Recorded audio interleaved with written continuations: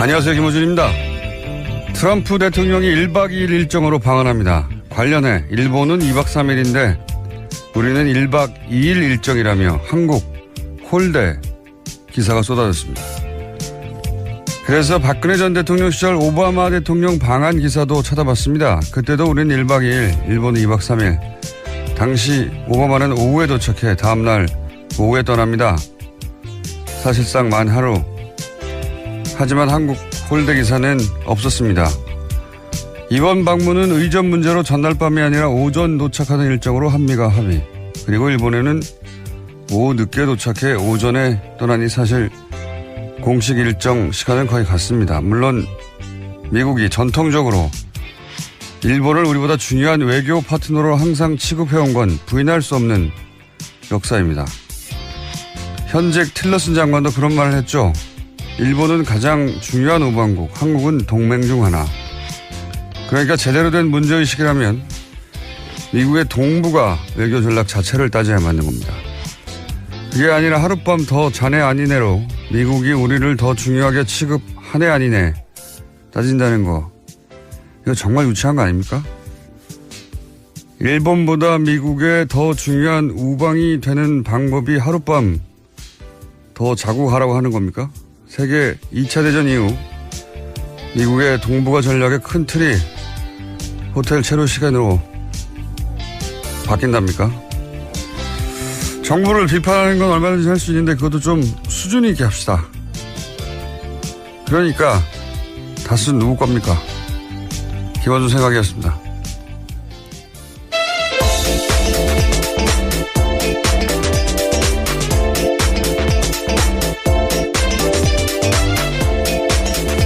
시사인의 김은지입니다. 다스 누구 겁니까? 누구 겁니까? 전 이미 방송에서 수차례 말했어요. 누구 걸로 추정된다고. 자, 네. 첫 번째 뉴스는 뭡니까? 네, 박근혜 전 대통령이 구치소에서 인권 침해를 당했다면서 국제사회에 문제 제기하려는 움직임이 있다고 외신 보도가 나왔습니다. CNN이 보도한 바인데요. 박근혜 전 대통령의 국제법무를 맡고 있는 MH그룹에서 그러한 문건을 작성했다라고 보도했습니다. 박근혜 전 대통령은 자신이 구치소에서 더럽고 차가운 감방에서 지내고 있고 계속 불이 켜져 있고 잠을 잘 수 없다 이렇게도 주장했고요. 또 건강 상태가 나빠지는데 적절한 치료를 받고 있지 못하다라고 주장했습니다. 예, 이런 걸 개뻥이라고 하죠. 더럽고 차가운 감방에서 소위 이제 변호사들이 일제히 사퇴하고 도대체 이게 무슨 전략인가 했더니 이런 전략이었군요. 그러니까 이제 변호사도 없이 이렇게 더러운 감방에서 인권 침해를 받으며 정치적 박해를 당하고 있다라고 국제사회에 호소하여 외교적 압력을 가하고 기타 등등등 이런 전략이었어요. 보니까 이거 참 정말 멍청하게 짝이 없습니다. 제가 보기에는. 네, 이러한 내용의 보고서를 유엔 인권위원회에 제출할 예정이다라고 또 밝혔는데요. 다음 달에 예정되어 있는 유엔 인권위원회에 이러한 내용들을 영향을 미치겠다라는 의도로 보입니다. 이게 왜 멍청하게 짝이 없는지 제가 얘기를 해보자면 국제인권단체하고 그리고 활동가 법률그룹이 코웍을 해가지고 이런 중요한 정치사범을 위해 활동하는 게 있어요. 저도 이런 그룹을 만나본 적이 있어요. 제가 당한 적이 있죠. 그래서 저는 해외에서 이런 그룹을 만나본 적이 있어요. 실제 이런 변호사들과 만나서 면담도 해보고 이제 네덜란드에도 유명한 그룹이 있고 런던에도 있습니다. 근데 이 그룹은 보니까 그게 아니고 돈 받고 하는 거예요. 사선 변호사 쓰고 돈 받고 하는 건데 우선 이 MH그룹을 좀 알아보니까 이 대표가 아랍계 여성이더라고요. 그리고 대표적인 사례가 이제 리비아 카다피 아들을 실제 석방시키는데 성공한 사례가 성공했나요 안 했나요? 하여튼 사례가 있는 것 같은데. 사형 선고를 받았었는데 네. 구금된 것들을 일정 기간 이후에 빠져나오긴 했었습니다. 네. 근데 그 이제 중동 쪽 그리고 실제 이 활동가 그룹 국제적인 인권단체와 또 특히 유럽에서 활동하는, 이 활동가 법률가들, 법률그룹, 이 사람들이 이제 그런 단체들이 있거든요, 몇 군데. 그 사람들이 주로 이제 아시아에서는 미얀마나 베트남이나 중국, 아니면 나머지 국가에서는 아프리카나 중동, 이런 지역의 이제 정치적, 정치범들이나, 예, 또는 박해받는 열악한 인권 환경에 있는 것을 위해서 활동하는 사람들인데, 그런데 지금 이 MH그룹의 이 대표가 아마도 아랍계여서 특히나, 이 케이스가 대표적으로 올라온 것 같은데, 리비아의 카다피 아들. 근데 제가 왜 멍청하다고 생각하냐. 우선, 리비아하고 우리나라는 비교할 수가 없어요. 리비아는 내전으로 카다피가 이제 사살당했잖아요. 그리고 나서 이제 나중에 아들이 체포돼서 이제 사형 선고를 받았거든요. 근데 리비아는 이 내전 이후로 분단됐어요. 여전히 사실상의 내전 상태에 있습니다. 여기는 하도 나라가 불안정해서 IS가 국가 선언한 지역이기도 하고, 그러면서 난민도 대량으로 발생하고, 여기 부족이 100개가 넘어요. 서로 아직도 싸우고 있는 곳이거든요. 우리나라에서 여행 금지국이에요. 예. 여기서 이제 소위 반대쪽 편에 있던, 정부가 체포하고 사형 선고를 한 겁니다. 그래서 이런 게 국제사회에서 먹히는 부분이 있었던 거예요. 근데 우리나라하고는 비교가 안 되는 게, 우리나라에서는 정상적인 국회 통과를 하고, 헌법재판소를 통과하고, 그리고 시민들이 평화적 시위를 거치고, 완전한 합법으로. 네, 모든 법적 절차를 제대로 거쳤고요. 그리고 변호도 받고 있었고요. 그리고 무슨 더럽고 좁고 추운 곳에서 영양실조 올려가지고 만성질환으로 영양실조 자기가. 예, 그에 대해서는 법무부가 당장 반박을 했는데요. 네. 박근혜 전 대통령이 지난 7월과 8월 달에 성모병원에서 2차례 외부 치료받는 등 충분한 진료기회 보장받았다라고도 하고요. 또 규칙적인 식사, 충분한 운동기회를 주고 있다라고 하고 있습니다. 그리고 이 영국 변호사가 우리나라에서 변론을 할 수가 없어요. 법정에 쓸 수도 없는 거, 여론전만 하는 거거든요. 생각해 보세요. 이게 정말 멍청한 전략이라고 생각하는 게, 우리나라 사법부를 더 열받게 하는 것이고요. 기본적으로. 우리나라 교정 당국도 열받게 하는 것이고요. 우리가 언제 그랬다고 그래. 우리 정부도 열받게 하는 겁니다. 우리가 무슨 박해를 했다고 그래.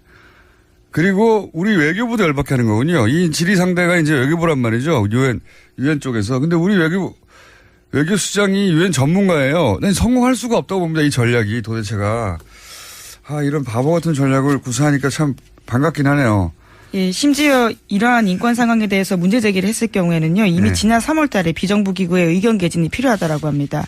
하지만 이제 와서 하는 것들이기 때문에요, 당장 의견 개진하기도 쉽지 않은 상황이라고 하고요. 이건 무의미하다니까요. 네, 여러 견에 불과하다라는 거죠. 국제적으로 망신을 당할 거라고 봅니다. 저는 이 전략을 구사해서 굉장히 일관되게 이 관련 기관들과 또는 외교부가 명확한 근거를 들어서 반박할 거거든요. 정말 특별히 나쁜 대우를 받고 있다면 그럼 다른 수감자들하고 똑같은 대우를 해주면 됩니다. 같이 집어넣어가지고. 지금 특별한 대우를 받고 있잖아요. 네, 지금 혼자 쓰고 있고요. 또 일반 수용자에 비해서 4배 정도 크기에 있는 수용시설에 있습니다. 자, 이건 정말 멍청한 전략이라고. 이게 어떻게 성공할 거라고 생각하는 건지.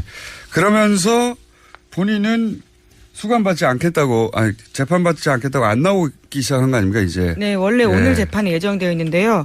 어제 법원으로 팩스를 보냈다라고 합니다. 자필 서명서인데 오늘 건강상 문제로 나갈 수 없다라고 주장했다고 합니다.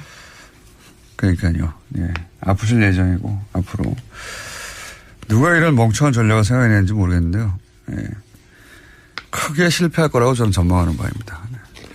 여기에 호응할 만한 사람들은 친박밖에 없어요. 그리고 이제 초반에 국제적으로 이게 이제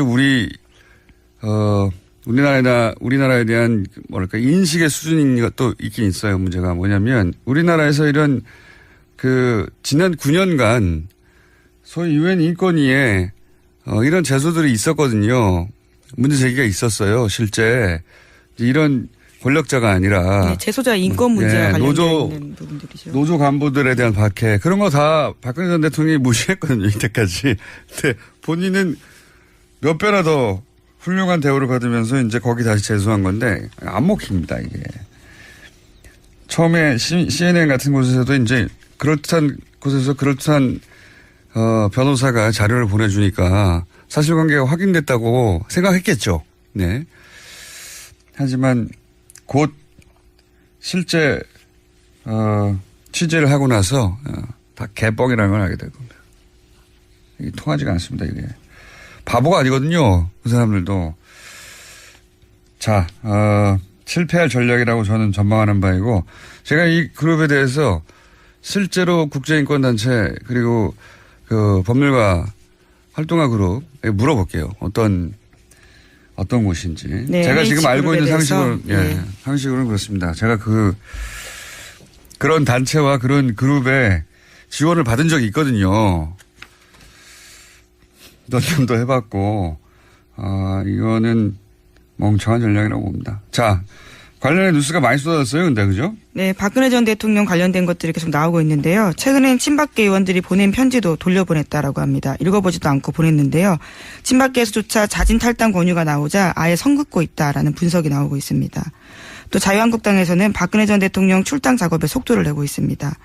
서청원, 최경환 의원도 함께 출당시킨다라는 계획입니다. 그런 계획이라는 얘기는 지금 바른정당 탈당파, 뭐 통합파라는 말보다 탈당파라는 말이 맞는 것 같은데, 통합파하고 얘기가 급진전하고 있다 이렇게 봐야 되겠죠. 예. 네, 어제도 관련된 여론조사 말씀드렸었는데요. 네. 그 직후에 어제 국민의당 원내대표와 바른정당 원내대표가 공식적으로 만났습니다. 그 여론조사는 국민의당에서 흘린 거고요. 예. 어떻게 합니까? 비밀리에 했는데 흘려서 여론을 만들어 보려고 하는 거죠. 그래서 바른정당의 소위 자강파와 국민의당의 소위 안철수계가 이 기회에 합쳐야 되는 거 아니냐 이런 이야기가 오고 가는 것 같고요. 예. 그리고 자유한국당과 이제 통합파들이 합치려고 하는 것 같고 여하간 바른정당은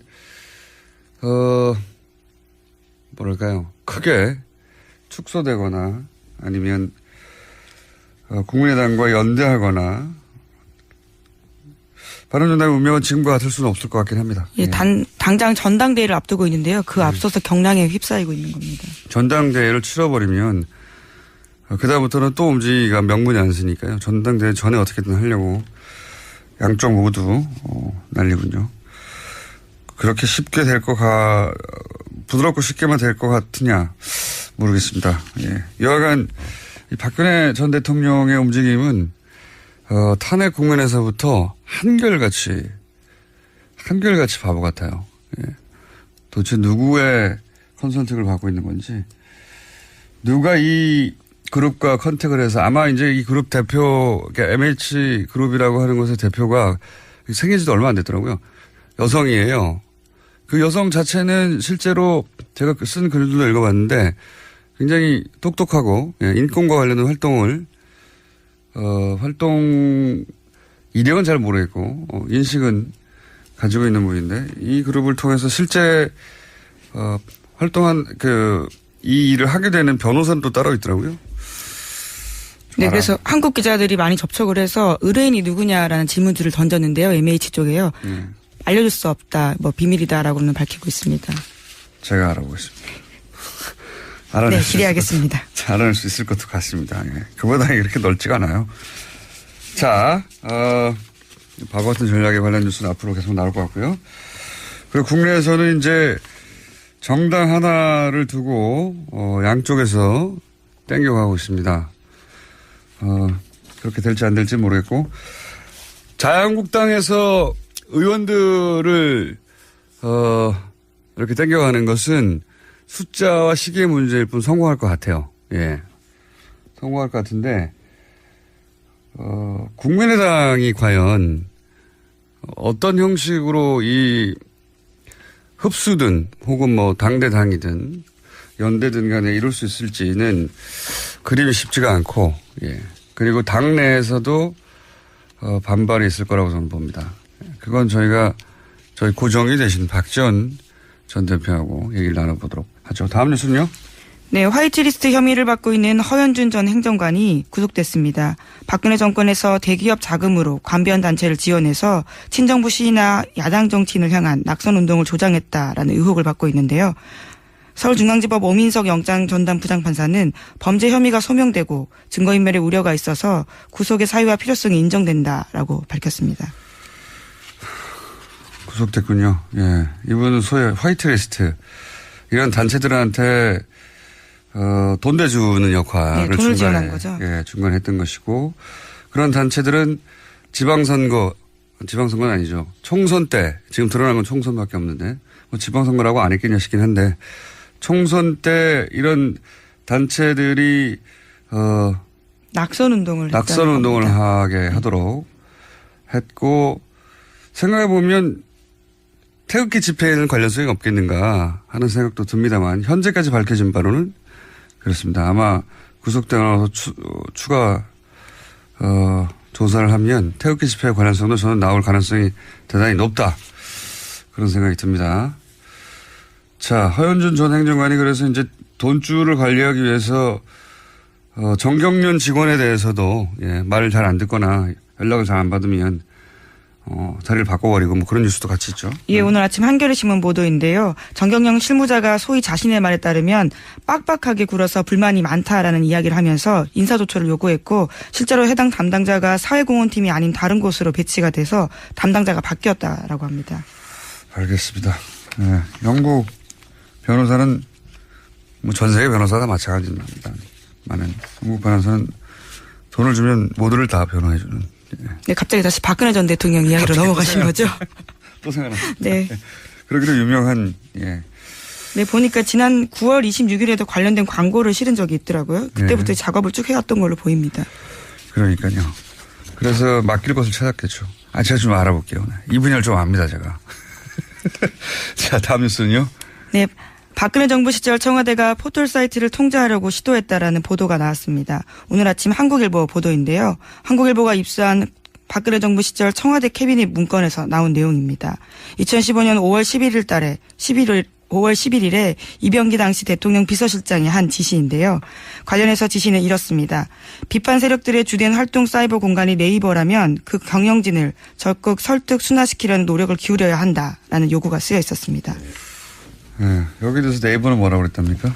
네, 관련해서 그런 요구를 받은 적이 없다면서 요청을 받았다고 해도 들어주거나 영향을 받지는 않았을 것이다라고 밝혔습니다. 네. 이 네이버 핵심 관계자는 모를 수도 있죠. 예, 모를 수도 있는데 지금 대통령 비서실장이 회의하면서 그런 얘기를 했다는 거 아닙니까? 당시에 서슬이 퍼를 때 요청을 받은 적도 없고 받았다고 해도 들어주지 않았을 것이고 어떤 영향도 받지 않을 것이다. 뭐 이렇게 기업 관계자는 말할 수밖에 없는데 삼성, 현대 같은 우리나라에 수십 년 된 재벌들이 불려가서 대통령 원하는 거 다 들어줬어요. 예. 네이버가 뭐라고요? 우리나라를 수십 년간 지배해온 대재벌들도 그러는데 그에 비하면 네이버는 작은 신생회사예요. 따지고 보면 IT 분야에서야 공룡이지만 미국에서도 뭐 구글이나 야후나 마이크로소프트 우리하고 비교가 안 되는 규모의 회사들이 스노든의 폭로에 따르면 정부 요구에 서버를 다 털어줬다는 거 아닙니까? 열어줬다는 거 아니에요. 백도 소위 열어줘서 언제든지 메일도 확인하고 하게 줬다는 거 아닙니까? 예. 네, 2015년 5월 달이면 세월호 참사 일주기 직후이고요. 또 당시에 성완종 리스트가 나와서요. 관련된 의혹들로 정부가 곤혹을 치르고 있을 때였습니다. 네이버에 댓글을 달라는 게 아니라 경영진을 지금 순화시키라는 거 아니에요? 적극 설득, 순화시키려는 노력이 필요하다라는 문건이 나온 겁니다. 정부가 무슨 뭐 인권단체입니까? 가서 설득하게. 예.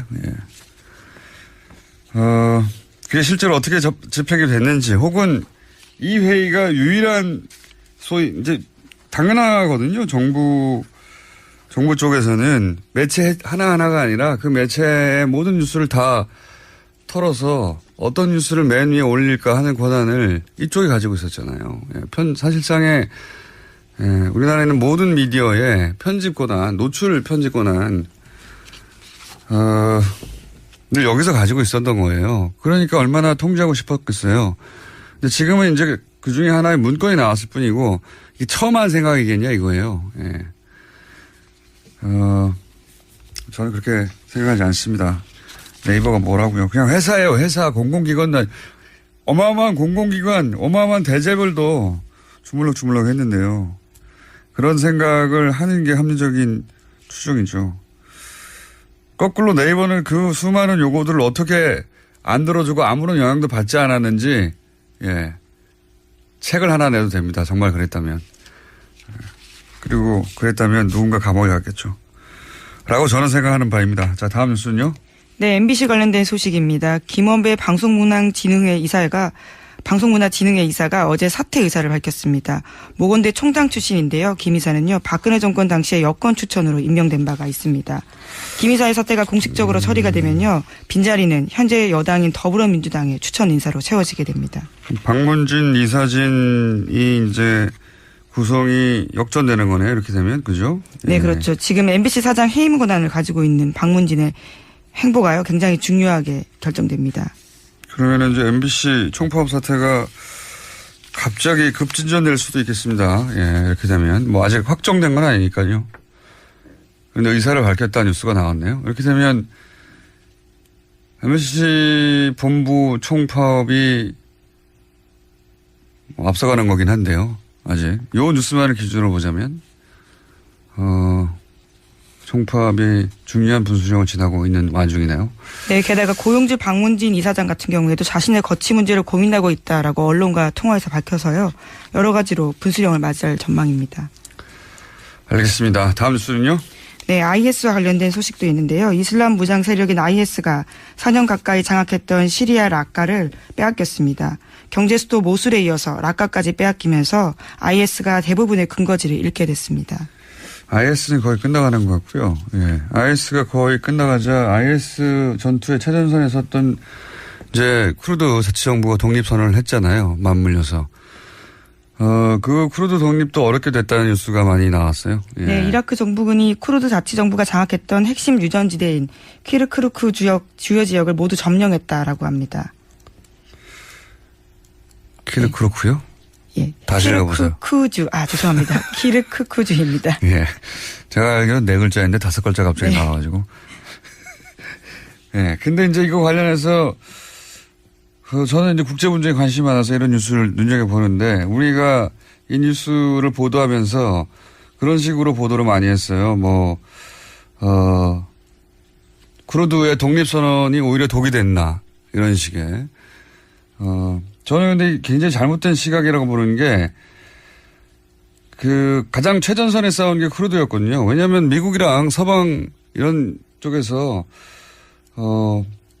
이번에야말로 독립의 적기다. 니네가 공을 세우고 독립을 하라. 이런 식으로 부추겼어요, 실제. 근데 거의 다 끝나가서 실제로 이제 독립선언을 하니까, 발을 또 빼고 배신하는 거죠. 예. 트럼프 대통령은 어느 쪽도 지지하지 않는다. 중립인 척 하는데 이것도 개뻥이고요. 쇼고. 실제로는 미국 국무부에서 반대한다고 했죠. 이미. 그리고 더 중요하게는 이라크에 있는 미국 대사에서도 반대한다고 했어요. 대사관에서도. 반대하는 거예요. 독립을. 그리고 이제 서방 국가들 다 빠져버리고 주변국도 다 빠져버리고 또 배신당한 거죠. 워낙 쿠르드가 계속해서 배신당했지만. 근데 이게 쿠르드가 판단을 잘못해서 배신당한 거다. 이렇게 혹은 욕심을 부려서 혹은 독립투표를 무리하게 밀어붙여서 이런 국내 보도가 꽤 있었어요. 이게 굉장히 서구적 시각이거든요.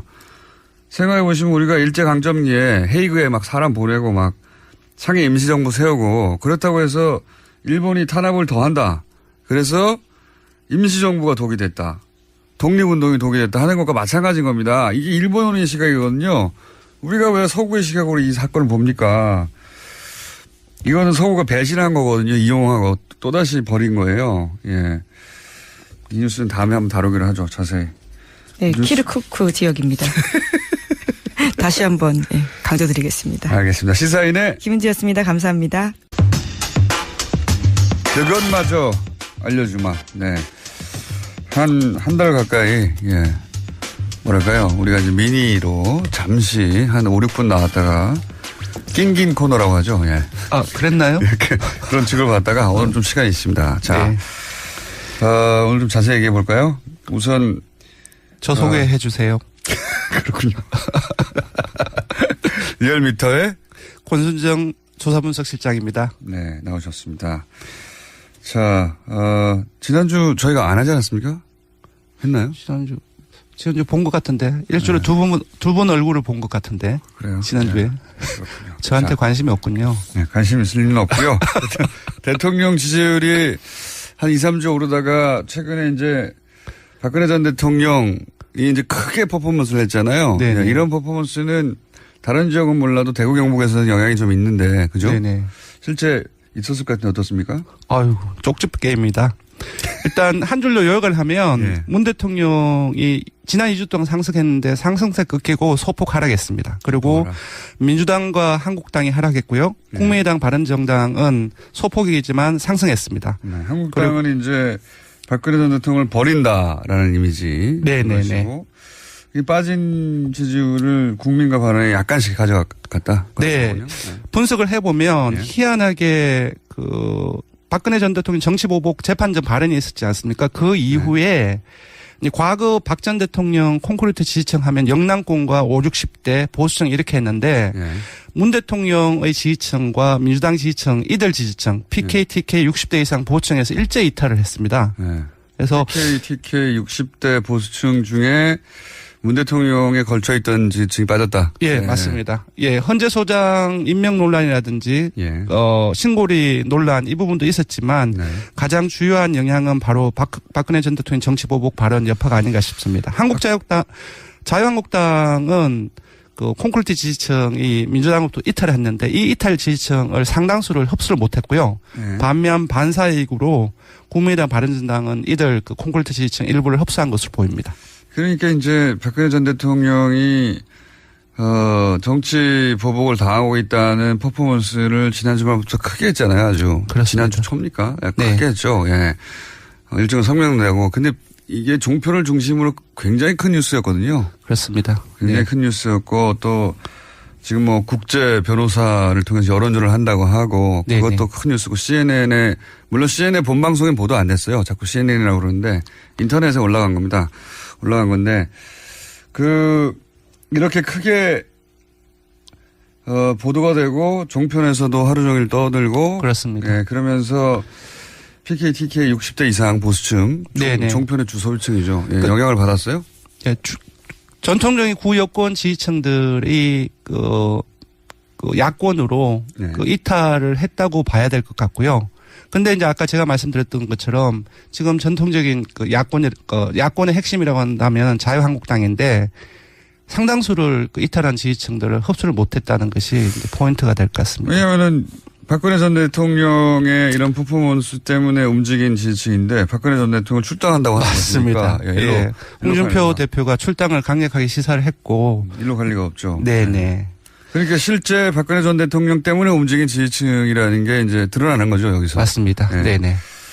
그래서 한국당은 좀 빠졌고. 네네. 예. 정작 지지율은 말씀 안 드렸는데요. 예. 예. 문 대통령 지지율은 67.9%로 0.6%포인트 소폭 아니, 근데 하락했고요. 이렇게 크게 떠드는데 예. 사실 그래봐야 0.6%예요. 맞습니다. 0.5%입니다. 그리고 지금 핵심 지지층인 그 19대 대선에서 문 대통령을 찍었던 사람들 민주당 지지층에서는 각각 94%, 97% 이상이 지지를 하고 있고요. 여전히 뭐 그게 문재인 전 대통령이래. 예. 청와대에서 연락 오고 있네요.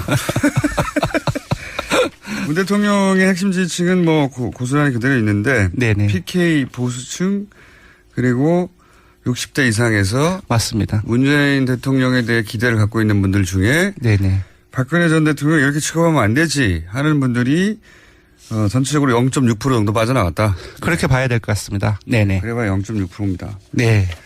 이게 저는 사실 여론조사 기관에서 굉장히 곤란할 것 같아요. 왜냐하면 정당 지지율 예를 들어서 뭐 국민의당, 바른정당, 정의당, 한국당, 민주당 마찬가지인데요. 네네.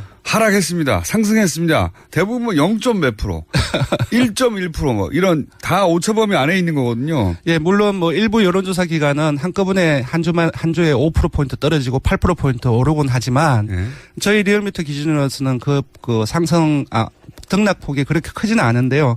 사실 조금 곤혹스럽긴 합니다. 그래서 예전 같으면 0.6% 변했으면 안 변했다고 해요. 예, 그냥. 그래서 요번처럼 왜 변했는지 분석에 집중하게 되는데 네. 분석에 집중하면 하면 할수록 그 내용이 대중이 이해하기 쉽지 않기 때문에 네. 또 그런 어려운 부분도 있습니다. 그러니까 여론조사 기관한테 물어보니까 왜 빠졌냐, 왜 올라가느냐. 여론조사 기관도 잘 몰라요. 큰 폭이면 금방금방 찾아낼 수 있는데. 네네. 그러다 보니까 맨날 하는 이야기가 그게 그겁니다. 맨날 비슷비슷한. 저희들 그죠? 잘 알고 있습니다. 죄송합니다. 잘난 체해서. 죄송할 것까지는 없는데. 근데 이제 이게 큰 일이 벌어진 것 같은데 보면 한 0. 몇 프로 좀 움직였고. 네.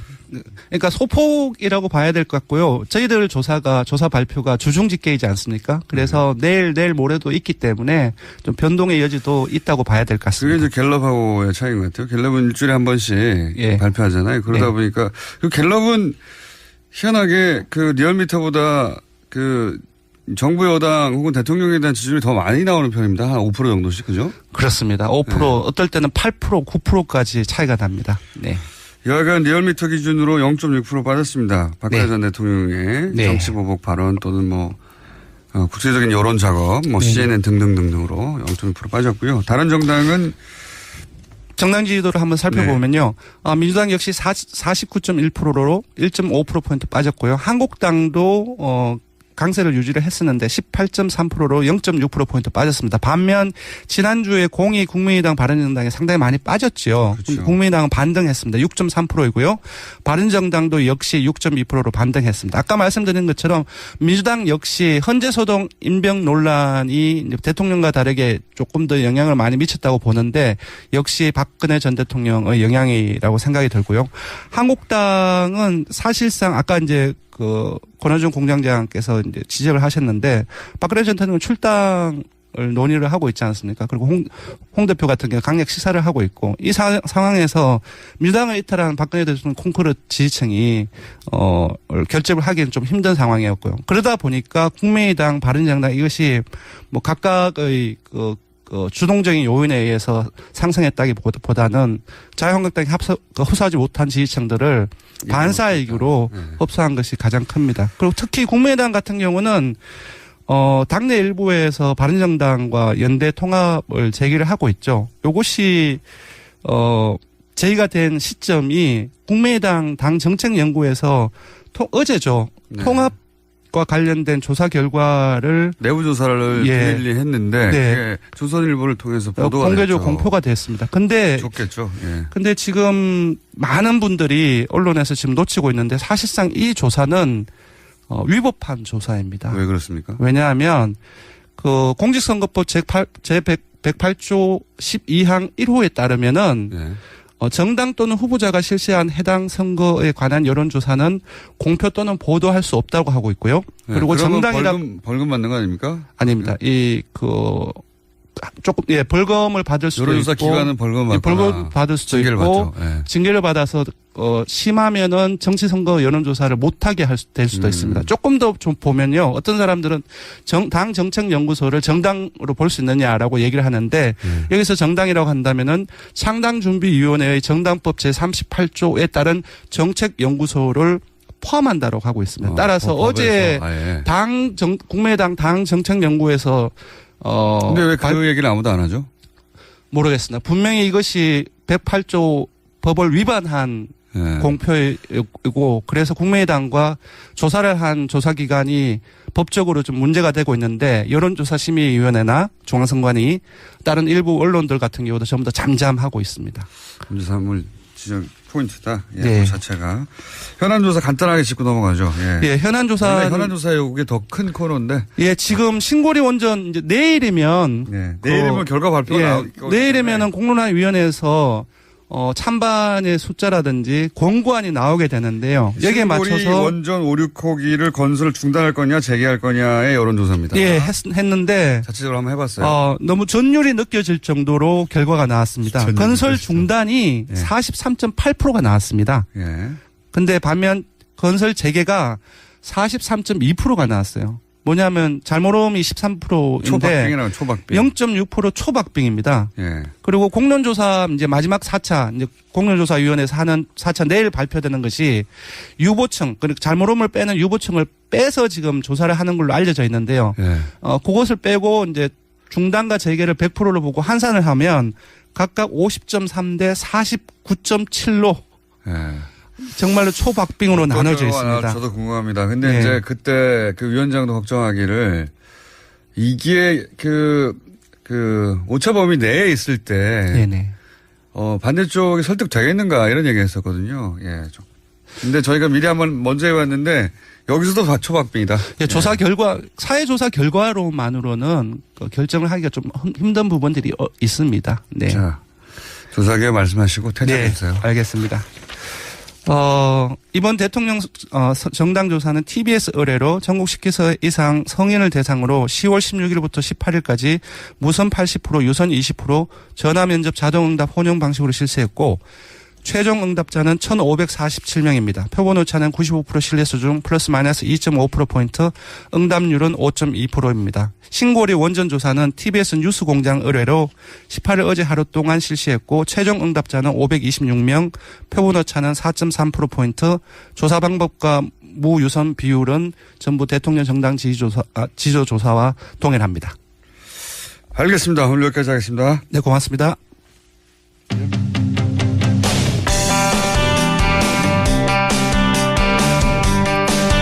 시진핑 주석 집권 2기 출범을 알리는 중국의 제19차 당대회가 시작이 됐습니다. 네, 중국 이웃나라고 대북 문제 때문에 중요한 나라고 사실은 경제관계도 크고 우리가 관심 꼭 가져야 되는 나라죠. 어떻게 돌아가고 있는지 한번 짚어보겠습니다. 중국 전문가 호소대 교양학부 전가림 교수 전화 연결됐습니다. 안녕하세요. 네, 안녕하세요. 네. 자, 언론 보도가 꽤 있긴 했는데, 예, 중국의 네. 권력 시스템에 대해서 이제 일반인들이 잘 모르다 보니까 뭐가 어떻게 되는 건지, 네. 잘 몰라서 저희가 해설을 좀 들어보려고 하는데요. 네, 그렇죠. 예, 원래 중국은 다음 후계자를 미리 지목하지 않습니까? 그죠? 네, 맞습니다. 보통 그 당 대회 2회 전에, 그러니까 네. 약 10년 전에 미리 지목하는 게 관례로 되어 있습니다. 그러니까 이제, 다음 등장할, 지도자를 5년 전, 10년 전에 발탁하고 5년간 키워서 그 다음에 그렇죠. 지도자로 나서게 하는 이런 후계 시스템이 계속 이어져 왔지 않습니까? 네, 맞습니다. 네. 그런데 이제 보도에 따르면 시진핑은 이번에, 자기 다음을 지목하지 않을 거라는 보도가 있더라고요. 그래도 사실상. 그럴 공산이 큽니다. 과거에 어떤 관례에 의해 가지고선 후계자를 지목하는 데에는 네. 뭐 국제적인 상황 그리고 중국 국정의 어떤 상황을 상당히 반영한 거라고 보는데요. 네. 지금 상황에서는 그런 것이 좀 다소는 시대에 맞지 않는 시대의 흐름을 따라갈 수 없는 그런 구조적인 한계를 가지고 있습니다. 치열한 경쟁 구도 속에서 후보가 나서고 그 후보가 선출되는 그런 과정이 오히려 더 효율적이고 더 전문적이라고 볼 수 있기 때문에 그런 판단을 할 수도 있을 겁니다. 그러면은 시진핑 그러니까 지금까지 이제 중국 공산당이 거의 이제 네. 10년 주기로 권력이 이렇게 싹싹 바뀌고 그 체제가 유지되다가 앞으로 시진핑은 한 번에 5년씩 하죠. 그 중국에서는 그죠? 예. 네, 취임을 하게 되면 5년 임기고 연임이 가능해서 10년을 하는 겁니다. 그런데 10년이 끝나지 않고 시진핑 같은 경우는 15년, 최소한 15년은 할 것 같다고 전망되는 거 아닙니까? 지금 외국에서 보기에. 그죠? 네, 지금 서방 언론은 그렇게 보고 있습니다. 아무래도 시진핑의 연령도 그렇고 그리고 이번 당대회를 통해서 등장하게 될 것이라고 예상하는 인물들의 면면을 보게 되면은 대부분 젊은 사람들로 구성되어 있고 또 친시진핑적인 어떤 입장을 취하고 있기 때문에 아마 시진핑의 장기 그리고 1인 독재 어떤 지배체제, 이런 것이 가능하지 않겠느냐고 전망을 하고 있는데요. 그다지 쉽지는 않을 겁니다. 왜냐하면 이익 집단이 거기에 대한 견제도 있을 것이고, 어떤, 균형을 잡기 위한 그런 좀 내부적인 목소리도 무시할 수 없을 겁니다. 그러면 이 사태라고 하기보단 전개를 보고 서방 언론에서는 이제, 황제가 다시 등장한 것이다, 중국에. 네. 그리고 시진핑의 독재가 시작된 것이다. 이런 식의 비유와 분석이 많은데, 실제 중국 내에서 이 시진핑이 사실상 5년 더 하겠다고 나서는 이런 움직임에 대해서 중국 내부의 여론은 어떻습니까? 그건 지금은 제2기로 들어가는 겁니다. 그러니까 네. 정상적인 임기에 연임을 한다라고 보시면은 이상이 없고요. 근데 이제 과거에는 지금 그 다음을 지목했어야 되는데 안 할 것 같으니까 이제 더 하겠다고 이제 안 할 겁니다. 왜냐하면은 과거에 지목했을 당시는 구체적인 어떤 방안보다도 국제 환경이라는 것이 전혀 고려되지 않았습니다. 지금 상황에서 보면은 중국 지도자들의 어떤 면면 속에서 가장 큰 흠결 중에 하나가 국제화된 인물들이 없다라는 겁니다. 모두 다 국내에서 성장하고 국내를 기반으로 하고 있기 때문에 세계 관리라는 측면에서 보면은 중국이 우뚝 서겠다라고는 얘기하지만 그 관리의 능력에 있어서 상당한 의문을 던지지 않을 수 없습니다. 그래서 후계 구도는 아무래도 경쟁적인 관계 속에서 찾을 것이 아마 지목을 하는 사람의 입장에서도 굉장히 편할 것이고요. 또한 향후 시진핑이 어떤 1인 지배체제로 가더라도 독재라는 표현은 조금 어려울 거라고 봅니다. 왜냐하면은 중국은 기본적으로는 세 개 계파가 있거든요. 그러니까 태자당이라 그래서 원로들의 자녀들로 구성된 한 부류가 있고요. 그리고 또 상해방과 그리고 공천단이라고 젊은 공산 당원들로 구성된 그런 출신들이 있습니다. 그래서 이게 균형과 견제 시스템은 존재하는데 문제는 어떤 결정 그리고 일을 추진함에 있어가지고선 지금까지는 책임지는 사람이 별로 없었다라는 게 가장 큰 문제입니다. 그래서 책임 있는 어떤 결과를 얻어내기 위해서 권력의 집중은 또 불가피한 상황이 되었다라는 것이 지금의 현황이라고 보시면 됩니다. 그게 중국 내의 분위기입니까? 네. 그러면 중국에서는 이 시진핑의 독주 체제에 대해서 그다지 비판이 없나 보죠? 독주 체제에 대한 비판의 목소리가 없지는 않을 겁니다. 그렇지만 그것이 공개적으로 나오기가 굉장히 힘든 상황이 있고요. 그리고 이것을 독주 체제라고 보기보다는 이제는 상황과 정책과 결정에 대한 책임자가 누구보다도 필요하다. 과거에는 그 책임자가 없었습니다. 그래서 중국 공산당은 총석이라는 표현을 했는데요. 총석이는 여러 가지의 의견을 수합한 것을 그냥 조정하고 어떻게 조화롭게 움직이도록 진행을 담당하는 겁니다. 결정에 대한 거부권이라든지 결정권이 없습니다. 근데 국가 주석직을 맡게 되면 주석이라는 표현을 쓰게 되면은 당 주석이라는 표현을 쓰게 되면은 거부권을 행사할 수 있습니다. 그러니까 모든 책임은 거부권을 행사하는 결정권자에 달렸다라는 거죠. 그래서 상당한 큰 차이가 있다라고 그렇군요. 얘기할 수 있습니다. 총석이는 거부권이 없고 집단 지도 체제였는데 주석은 사실은 1인 지도 체제다. 거부권이 있는 더 막강한 권력을 갖고 있는. 그렇군요. 그러면 이번에 당 주석직이 부활할 수도 있겠네요. 부활할 공산이 굉장히 큽니다. 왜냐하면은 지금까지 흐름 자체가 좀 그런 방향으로 가고 있습니다. 자, 그러면 중국이 이렇게 시진핑 중심으로 권력이 강화되고 있는 가운데 이게 우리나라에 어떤 영향을 미칠까요? 너무 포괄적인 질문이니까 대북 문제라든가 사드 문제로 국한해서 얘기하자면? 네, 우선 사드 전국에 대한 문제에 있어서 당 대회가 끝났다 그래가지고선 그러한 국면이 해소될 거라는 그 희망적 기대는 하지 않는 게 좋을 것 같습니다. 네. 왜냐하면은 이미 심각한 문제라고 우리가 평가해야 되는 거는 중국 인민들의 머릿속에 각인이 됐다라는 거죠. 한국이 어떤 나라다. 그리고 우리를 등 뒤에서 칼을 꽂는 그런 나라 정도로 인식을 하고 있다는 것이 가장 큰 문제고요. 그리고 중국이 지금 지향하는 것이 2020년까지는 세계 경제 강국 그리고 온 인민들이 다 중등국가 수준의 경제를 향유하는 것. 그리고 2050년대 건국 100주년이 될 때는 세계 초강국이 되겠다는 얘기를 했으니까 미국을 이해했다는 거죠. 이런 목표점을 가기 위해서는 굉장히 강한 드라이브가 걸릴 겁니다. 그러다 보면은 주변 국가 그리고 중국과 상당한 접촉을 해야 되는 국가에 대해서는 적지 않은 스트레스 테스트가 존재할 것이고요. 그런 과정이 아마 외교나 통상, 경제, 무역 아니면 인적 교류에서도 상당히 어떤 위압적이고 어떤 제한적인 측면으로 작용할 수도 있습니다. 그래서 중국이 부상한다라는 거는 한편으로는 반가운 일이기도 하지만 기회가 되니까 또 한편으로는 굉장히 부담스럽고 대응하기 좀 껄끄러운 그런 상황이 전개될 수도 있는 우려도 있습니다. 그러니까 우리 입장에서 보자면 그렇단 말씀이시군요. 그러니까 네, 맞습니다. 시진핑이 자신의 힘 혹은 중국의 힘을 보여주려고 할 수도 있고 그게 우리한테 유리하게만 작용하지 않을 수 있다 이런 말씀이시군요. 요약하자면. 네, 맞습니다. 알겠습니다. 오늘 여기까지 듣겠습니다. 감사합니다. 네, 고맙습니다. 네. 지금까지 중국 전문가 호소대 전가림 교수였습니다. 중국 이야기 저희가 앞으로도 계속 짚어보겠습니다. 3부에서 뵙겠습니다. 국민의당 박지원 전 대표 나오셨습니다. 안녕하십니까? 안녕하세요. 네. 이 저희가 불법 방송에 합법 출연하고 있습니다.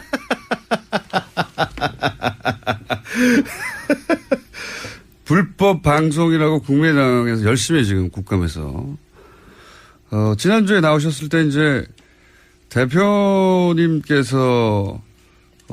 시사 방송을 하도록 만들어 주었다라고 말씀하시지 않습니까? 그렇습니다. 예. 예. 국민의당에서 컨센서스가 그 부분에서 안 이루어졌나 봅니다. 예.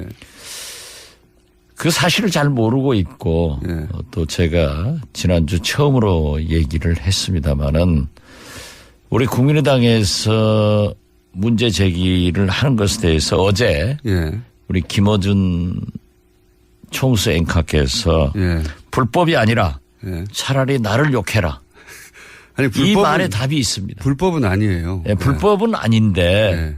김어준 총수의 불공정 진행에 대해서 얘기하는 것 같아요. 아니 그러면 처음부터 김어준이 마음에 안 드니 김어준을 잘라 이렇게 해야 되는 거 아닙니까? 아니 글쎄 좀 치사하게 TBS를 다 아니, TBS가 무슨 잘못을 했다고? 그러니까 지금 보면은 예. 교통방송 허가 중에 TBS는 교통과 기상을 중심으로 한 방송 사항 전반을 다룬다고 예. 돼 있어요. 그리고 허가증에는 보도를 못하게 하지 않았어요. 예, 글쎄 그러한 예. 것도 없고 예. 2013년 재허가 속기록에도 예. 뉴스와 시사 프로그램을 한다는 것으로 당시 기록되어 있다고 합니다. 네, 이명박도 박근혜도 노무현도 김대중도 다 문제 삼지 않았던 합법 방송입니다. 그렇기 때문에 예. 이번에 그 과학정보통신위에서 예.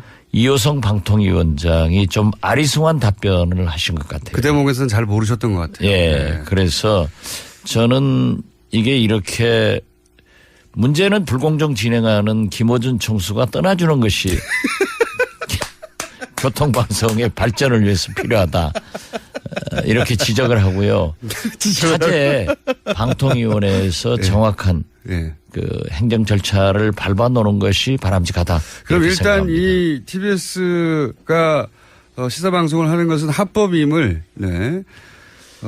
박지원 대표께서 제가 합법이라고 하지 않았고 저는 불법 방송에 합법으로 출연하고 있다. 이렇게 처음에 정의를 했으니까 예. 그 행정적 절차를 밟아놓는 것이 미래를 위해서 좋고 예. 제일 좋은 것은 거듭 말씀드리지만 김어준 총수가 나가주는 것. 그렇게 얘기하면 이야기가 쉽습니다. 그러니까 그렇게 하세요. 그러면 제가 싫다. 쉬운 거를 두고 왜 돌아가려고 그래. 그러면 그렇게 얘기를 하면 저는 싫다 그럴 거거든요. 여하간 TBS가 불법 방송을 한다고 하는 프레임은 이제 그만하시죠. 글쎄요, 저도 지금 아주 고민이에요. 고민이십니까? 우리 당 의원들이 저한테도 의견을 물어왔고, 예. 그래서 저도 그러한 과거 김대중 대통령님께 보고해서 우리가 했던 거다. 예. 이런 설명을 했지만은 아직도 그러한 것이 명확하게 정리되지 않고 있는 것은 좀 유감스럽습니다. 그래서 법이 미비하다는 거하고 불법하고는 다른 얘기 아닙니까? 아니 어떻게 됐든 예. 이호성 방통위원장도 국회 상임위 답변에서 좀 아리송한 답변을 했기 때문에 방통위에서 정리를 하는 것이 가장 바람직하다. 그렇죠. 독립법인으로 바꾸는 게 그러면 이런 문제를 확 없애는 가장 깔끔한 해결책입니다, 사실은. 예. 사실 이제 교통방송은 경찰에서 하고 있잖아요. 서울만 네. 서울시에서 하고 있어서 제가 그때도 그 트라이한 게 예. 교통방송을 경찰로 전부 넘기고 예. 서울은 뉴욕시도 그렇거든요. 예. 뉴욕 방송이 있어요. 예. 서울시 방송을 별도로 하는 것이 어떠느냐라고 했는데 서울시에서 교통방송을 경찰로 안 넘겨줘서 예. 각 지역에 지금 교통방송이 다 있어요. 네, 있습니다. 그러니까 우리 당에서 TVN입니다, 지적하는 거기는. 대로 예. 뭐 대구에서 부산에서 교통방송 신청해서 이 시사 프로그램을 하면 어쩌느냐. 예. 그런 얘기를 하는데 그것은 아마 경찰에서 하지 않으니까 그렇죠. 별 문제가 그건 없을 거예요. 걱정 안 하셔도 될 것 같고요. 그러니까 이 서울 교통방송만 제일 좋은 것은 김어준 총수가 나가고 두 번째는 방통위원회에서 행정적으로 해놔라 하는 것을 권합니다. 다음부터 이 코너를 없애도록 하겠습니다. 당연합니다. 그럼 제일 좋습니다. 저도 관두고 대표님도 관두고. 저는 당장 간두겠습니다. 자, 어쨌든 불법이라고 주장하시는데 국민의당에서는 그 무리한 주장을 저는 봅니다. 네, 법적으로도 그렇고. 네, 이 얘기는 여기까지만 하고요. 자기 얘기만 딱 결론 내놓고 네. 그만하자고 하니까 불공정 방송. 억울하시면 진행을 하십시오. 네. 이게 지금 시급한 그보다 훨씬 시급한 문제가 있어요 보니까 바른정당은 이제 아마 분당 수준으로 흩어질 것 같다고 이미 말씀하셨는데 거기서 끝나는 게 아니고 그거는 지금 현재 진행형이고요. 갑자기 그렇다면 바른정당의 잔류 혹은 자강이라고 불리는 자유한국당과 통합하지 않겠다고 하는 쪽 그쪽이 국민의당과 통합할 수도 있다 하는 이야기가 갑자기 국민의당에서 비밀리에 자체 조사했던 게 조선일보에 실리면서 수면 위로 올라왔습니다. 일단 첫 번째 질문은 이 비밀 여론조사가 조선일보에서 이제 보도가 됐는데 이거는 국민의당에서 준 거겠죠? 뭐 제가 어디에서 줬는가 네. 이것은 잘 모르겠습니다. 많은 됐든 통상 이제 추정해 보면 준 거 아니겠습니까? 뭐 그럴 수도 있겠죠. 예. 아무튼 저도 어제 아침 줬다. 보도를 보고 기사 하나 나가고요. 충격적이었습니다. 모르셨어요 전혀? 네, 전혀 몰랐어요. 아 지금 안철수 지도부에서는 지금 철저히 소외당하고 계시군요. 뭐 제가 지도부 멤버가 아니니까 네. 그렇다고 하더라도 이제 그렇더라도 국민의당에서- 이런 중요한 것은 중진들하고 그렇죠. 얘기를 하고 네. 중진 모임에서 일단 그러한 것이 걸러졌어야 되는데 당과 당의 얘기인데요 지금. 그렇죠. 예. 네. 그런 문제는 정확하게 지적했으니까 공정한 진행입니다. 본인에게 유리한 것만.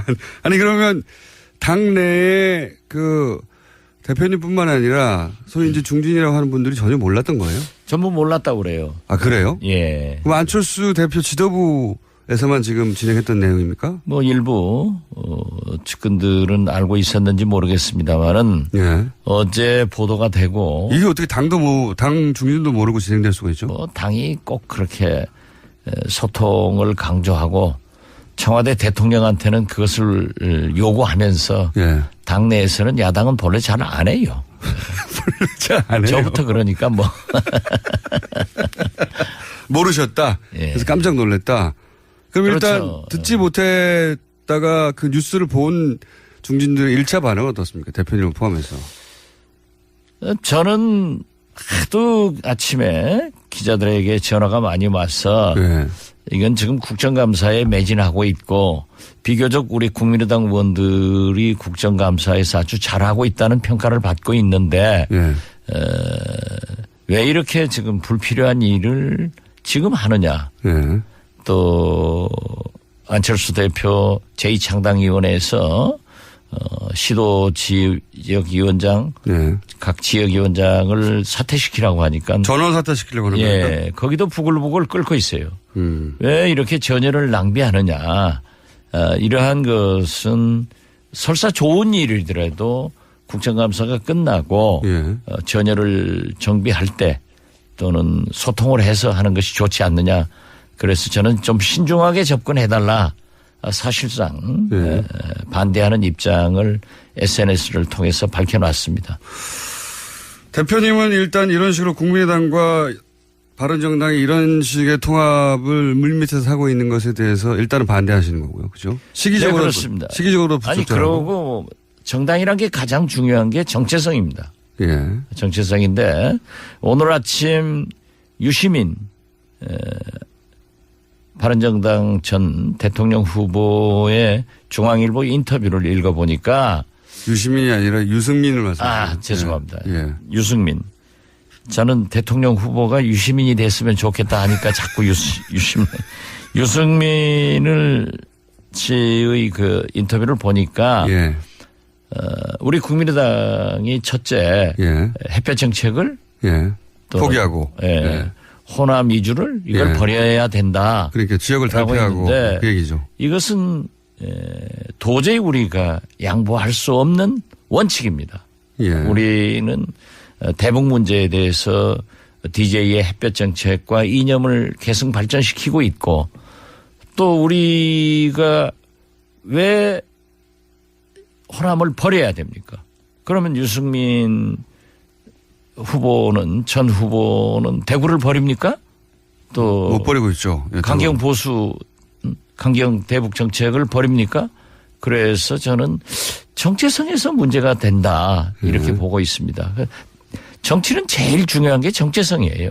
근데 안철수 대표는 이제 이미 진작부터 여기서 진작부터라는 건 대선 기간 동안에도 왜 DJ의 대북 정책, 햇볕 정책을 계승하느냐는 질문에 대해서 대단히 모호하게 답변해 왔지 않습니까, 이미. 그러니까 훨씬 쉽게 접근할 수 있지 않을까요? 그렇지만 안철수 대표는 국민의당의 정책은 DJ 이념이다. 예. DJ다.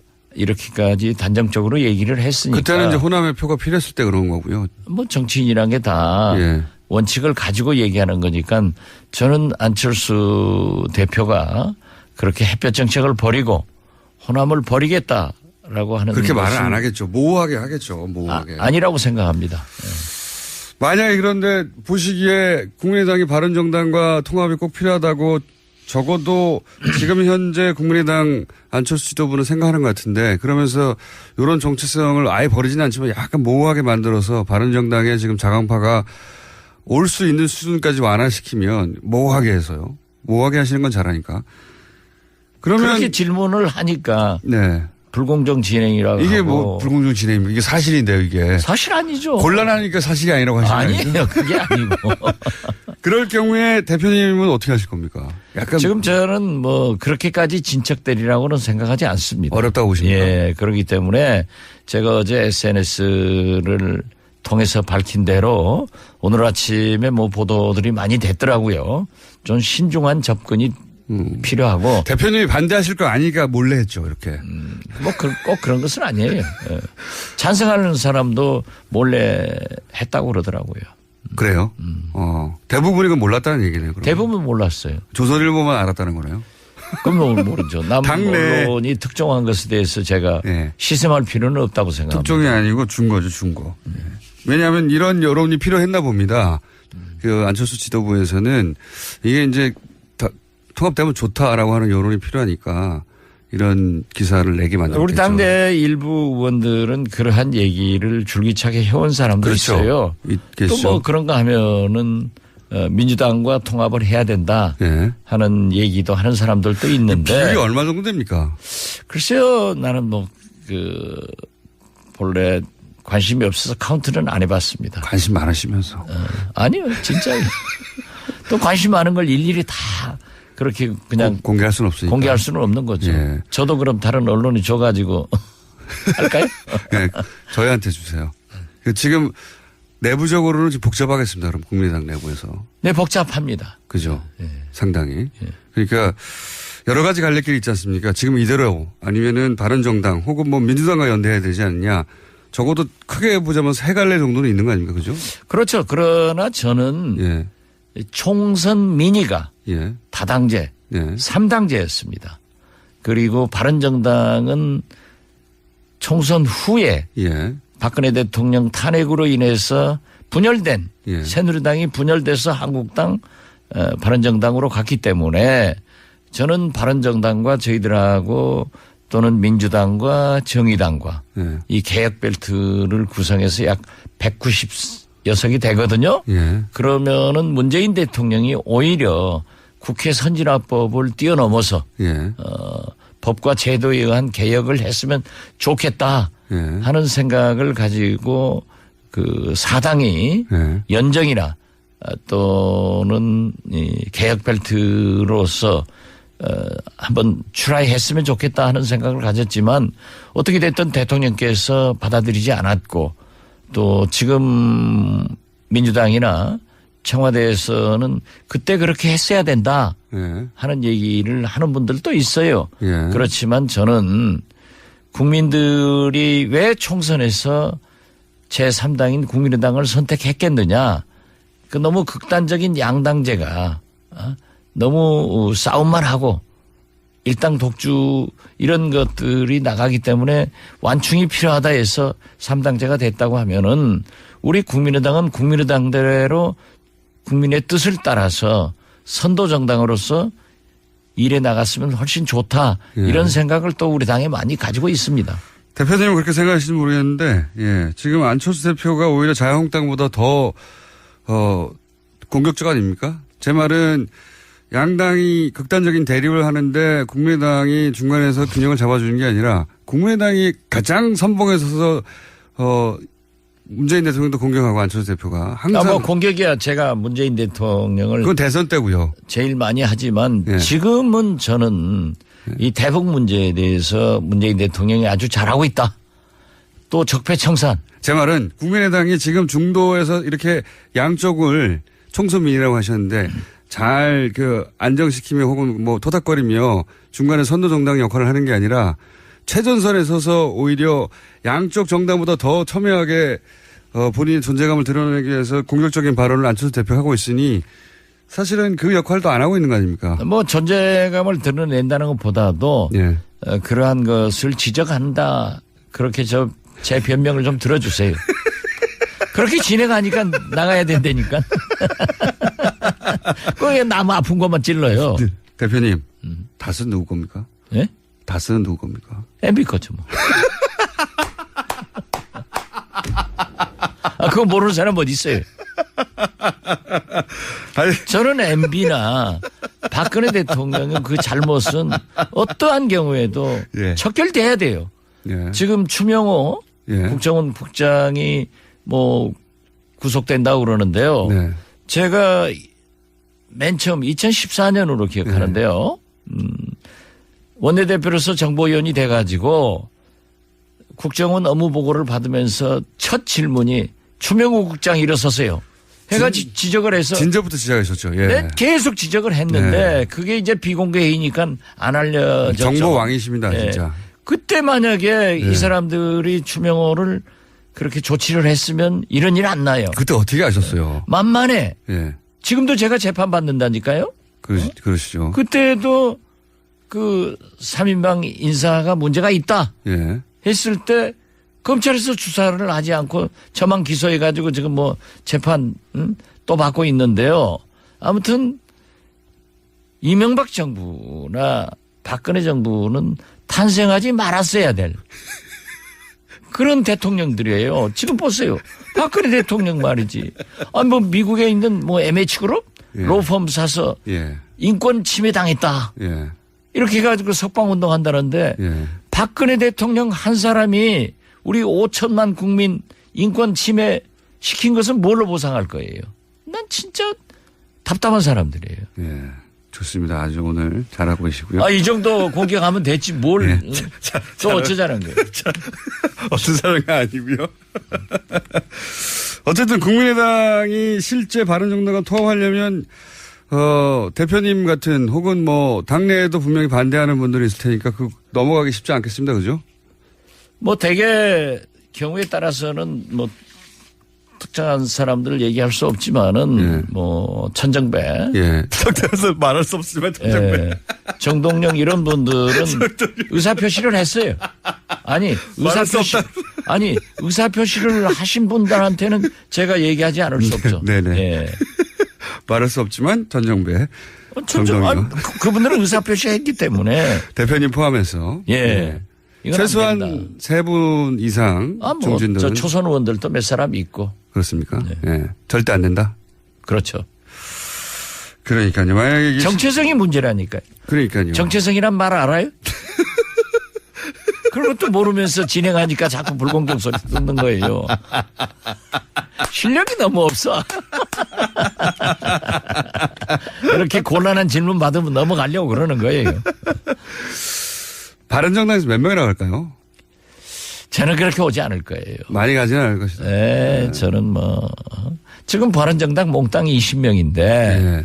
자유한국당은 몇 명 합니까? 자유한국당으로 저는 거의 대부분. 거의 대부분 갈 거예요. 한 12에서 15 보고 있어요. 그렇게까지 많이 보십니까? 결국 그렇게 될 거예요. 결국. 예. 뭐 1차가 좀 부족하더라도. 예, 그렇죠. 예. 2차를 통해서라도. 예, 예. 근로 흡수되고 남은 사람은 그렇게 많지 않을 그렇죠. 것이다. 예. 그렇기 때문에 홍준표 대표가 무서운 사람이에요.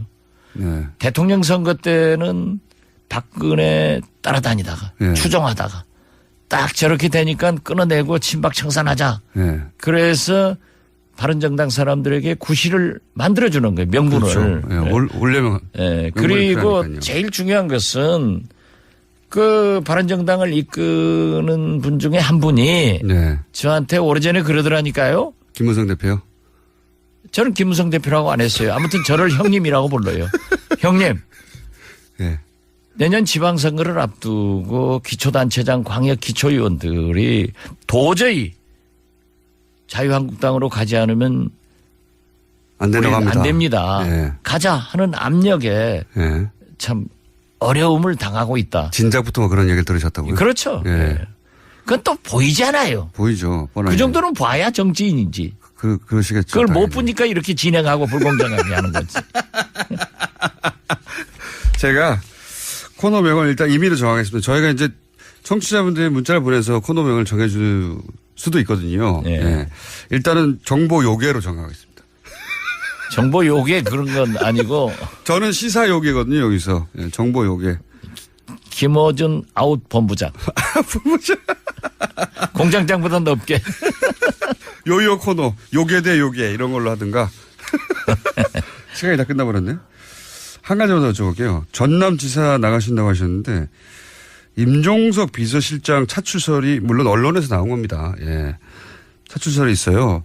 임종석 비서실장 전남지사로 나오면 안 됩니까? 뭐 그건 제가 정할 일이 아니고. 물론 예. 정할 일은 아닌데. 거기서 정할 일이고. 예. 예. 그분이 생각할 문제지. 그런데 나온다면? 김어준 총수하고 가까운 예. 정봉주. 예. 봉도사가 TV 프로그램에서 그런 얘기를 했더라고요. 아마 재밌게 하려고 그랬을 거예요. 예. 안 나왔으면 좋겠다는 말씀을. 내가 왜 그런 얘기 합니까? 나오고 안 나오고는 그쪽 당과 그분이 결정할 문제이지. 전남지사에 나가시는 건 내심 확정하신 거죠? 개인적으로. 뭐 여러 가지로 생각하고 있습니다. 확정하신 거군요. 부인하지는 않습니다.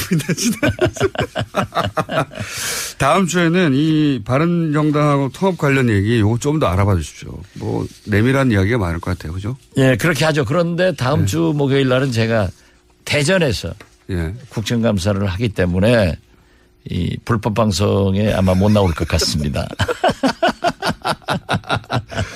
전화 연결이라도 가능하면 한번 해보도록 하겠습니다. 오늘은 그러면 여기까지. 예. 불법 방송에 합법 출연하신 불량 게스트 이제 제대로 하시네요. 그리고 불량 진행자를 잘 응대한 합법 진행자 김어준이었습니다. 박지원 대표였습니다. 감사합니다. 예, 감사합니다. 불친절한 AS 박지원 전 대표 코너명 저희가 공모 중입니다. 불법과 합법 사이 하나 왔네요. 용쟁 호투도 하나 왔고요. 네, 앞으로 더 많이 보내주십시오. 예. 노회찬 대표 코너는 거의 한 달 가까이 공모해서 한 달 만에 노르가즘으로 정해졌는데, 예. 기다리겠습니다. 그리고 오늘 내부자 둘은 안 하나요? 김진애 박사님 코너 없어진 건가요? 평소 좋아하시던 코너 없어졌냐고 묻는 분이 많으신데 내부자 둘은 국감이라서 두 분이 모두 동시에 출연을 못해서 다음 주에 다시 합니다. 김진애 박사님은 요거 끝나면 바로 합니다. 지난주에 자녀 결혼 때문에 미국 방문하셨어요.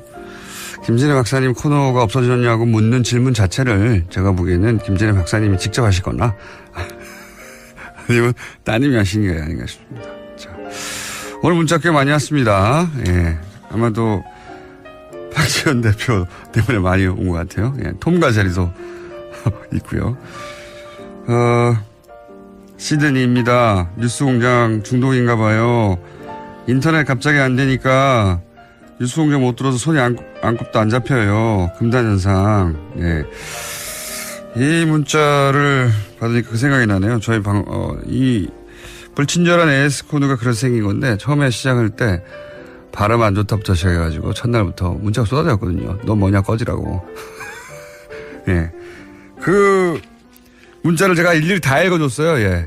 욕하는 문자들을 읽어주면서 제가 할 말이 있습니다. 조금만 들어보십시오. 중독될 거라고. 중독된 거예요, 이분들이. 큰일 났어요, 이제. 자, 다스 문자도 많이 옵니다. 쿠쿠 다스도 오고요. 아디다스도 오고요. 다스교 교주 같다고. 굉장히 중요한 질문이거든요. 질문을 많이 하는 게 중요한 게 아닙니다. 중요한 질문 하나를 집요하게 하는 게 매우 필요하다. 여기까지 하겠습니다. 좋습니다. 김재현 박사님 나오셨습니다. 네, 안녕하세요. 오늘 이렇게 헤어스타일도 그렇고. 블랙으로. 가을이 왔으니까. 굉장히 깔끔하게 하고 오셨네요. 깔끔하게 좀, 아직 좀 감기가 좀 꽝꽝꽝꽝 들었습니다. 그래서. 평상시에 이제 패션은 뭐랄까요. 약간 소녀적이고 발랄하고 그런 거였는데 오늘은 좀 여인적인가? 오늘은 뭔가 굉장히 프로페셔널한 느낌이 납니다. 아이고, 하여튼 간에 거기까지 하시죠. 그럴까요? 네. 사진을 찍어서 어디다 올려버려야 되겠네. 자, 정치 리더 건축. 지난 시간에 윤보선 대통령 편 하려고 하다가. 하긴 했는데. 공장장이 윤보선 마음에 안 든다. 마음에 안 든다기보다는. 네. 대통령 기간이 너무 짧아가지고. 아니, 근데 짧긴 짧아도 최규화보다는 깁니다. 제가 그러니까 최규화 대통령이, 박정희 대통령 돌아가시고 난 다음에 그분은 8개월, 땜빵이었고요, 완전히. 네네. 거기는 거의 허수아비. 땜빵이었기 때문에. 윤보선 대통령은 물론 이 후보에서 선출된 분이에요. 그렇죠. 정식으로. 그러니까 그때가 우리나라 처음으로 의원 내각제를 한 거거든요. 그래서 이제 국회에서 선출이 된 겁니다. 그렇죠. 네. 정식으로 해서 대통령이 되긴 됐는데. 네. 다음에 이제 5.16 쿠데타 났잖아요. 그럼요. 근데 5.16 쿠데타가 난 다음에도 거의 한 10달 정도 버티셨어요. 버텼다기보다는. 저쪽이 준비가 아직 안 된 거죠. 왜냐하면 군복 입고 할 수는 없으니까. 군복 벗고 글쎄요. 이제 조직 짜가지고 선거운동 해야 되니까. 글쎄. 그 사이에, 그러니까 쿠데타 이후로는 사실상 대통령이 아니었다고 봐야죠. 그럼요. 그러니까 1년 되나요? 그죠? 아니요. 전체적인 기간은 한 1년 8개월 하셨습니다. 그런데 4.19하고 5.16이니까. 네네. 1년 한 달이잖아요. 글쎄 말이죠. 그러니까는 그렇습니다. 그래서 윤보선 최규화가 대통령인 거 모르는 사람들이 굉장히 많아서 제가 윤보선 가옥을 그래서 좀 이제 가지고 나온 건데 몇 가지 참 굉장히 그러니까 저도 알고서 굉장히 특징적으로 재밌다는 게 있었어요. 그래요? 일단은 이게 이제 인사동에서 조금 올라가면은 여기 정확히는 익선동인가 어딘지 모르겠네. 북촌이라고 부르는 안국동. 그러니까 헌법재판소하고 벽을 이렇게 한쪽에서 마주하고 있습니다. 그러니까 굉장히 사람들한테 아주 대중적으로 알려져 있는데요. 그리고 사람들이 여기 이렇게 지나가다 보면 잘 몰라도 문은 닫혀 있는데 돌담이 굉장히 괜찮네. 이러는데. 그렇죠. 거기 그 돌담 걸어보셨을 겁니다. 상당히 운치가 있는데요. 경록 도서관 가는. 네네. 바로 그겁니다. 거기. 그래서 이제 그런데 이 집 그러니까 저는 우연하게 이 집을 들어가 볼 기회가 있었어요. 네. 집이? 윤보선가가. 근데 이제 워낙 땅도 크고 그 안에 사랑채, 안채, 별당 다 남아 있어요. 그리고 정원도 굉장히 좋고. 근데 이제 굉장히 소술대문도 굉장히 근사하고 옛날 소술대문이 거기에 차도 들어갈 수 있도록 만들어 놨으니까 아주 근사한 집이에요. 근데 그게 윤보선 가라는 걸 아는 사람들은 사실 그렇게 많지가 않아요. 윤보선 대통령도 모르는데. 글쎄. 그러니까 네. 근데 이게 뭐냐면은 일단은 지금 이게 평상시에 오픈이 안 됩니다. 그러니까 이게 씨가 재밌는 소유하고 게 있습니까? 누가 아니요. 소유는 아드님이 소유하고 가족이, 있고 아마 예. 중장기적으로는 한국 내셔널 트러스트에서 아마 가져갈 것 같아요. 근데 이제 지금 이게 또 하나 재밌는 게 생가가 아니라 사가예요. 그러니까 네. 7, 8살부터 사셔서 쭉 가시고 그다음에 지금 후손들이 살고 계세요. 아, 실제. 그게 참 신기한 겁니다. 그런 게. 그러니까 이걸 보면 그러니까 여러 가지가 이제 5만 가지 생각이 나요. 야, 이런 데가 있었구나. 그다음에는 야, 무지 호화롭네. 굉장히 큽니다. 그러니까 우리가 통상적으로 한옥이라고 보기 어려울 정도의 규모가 굉장히 커요. 근데 이게 몇 가지 이제 역사적으로 중요한 건 뭐냐면 하나는 이게 서울시에서는 적어도 서울시에서는 가장 오래된 민가입니다. 서울시에서는 그러니까 뭐 가령 뭐 저쪽에 안동에 가고 이런 건 굉장히 많지만 이게 1870년에 고종시대에 지어졌는데 양반 세도가였군요. 세도갑니다. 아하. 그래서 사실은 이제 그 철종의 부마인 박영효한테 하사를 했더랬어요. 제가 하는 건 한 가지 있어요. 이분이 네. 영국에서 대학을 나왔어요. 맞아요. 그 시절에도 영국에 나왔다는 것은 엘리트였군요. 대단한. 그러니까 돈도 많고 네. 또 그러니까 솔직히는 이제 여러 가지가 좀 찝찝한 데도 있습니다. 약간 친일한 가족들도 많고 네. 친족들 중에 그다음에 기본적으로 돈이 공부도 많았고 일찍 하셨고. 공부도 많이 했고 네. 그리고 이제 그런데 그런 분이 이렇게 집에 들어가면은 그러니까 굉장히 분위기가 달라요. 그냥 우리가 보통 한옥 들어가는 거하고 분위기가 다릅니다. 근데 못 들어가지 않습니까? 아니 못 들어가는 거예요. 그래서 제가 이제 소개해줘야 못 이런 들어가는 얘기를 겁니까? 하는 이유가 뭐냐면은 네. 저는 이게 조금 조속히 사랑채하고 별당 쪽은 좀 오픈해 줄 수 있으면 좋겠어요. 근데 사신다면서요, 거기. 아니 그러니까 안채에서 사시죠. 안채에서만 사신다. 안채 굉장히 큰 땅입니다. 그래서 안채에서만 사시고 지금도 항상 오픈하지는 않지만은 뭐 중요한 가령 내셔널 트러스트에서 뭐가 있다. 환경재단에서 뭐가 있다. 그럴 때는 저녁에 여기서 음악회를 하고 그럽니다. 그때 가면 정말 기분이 정말 좋아요.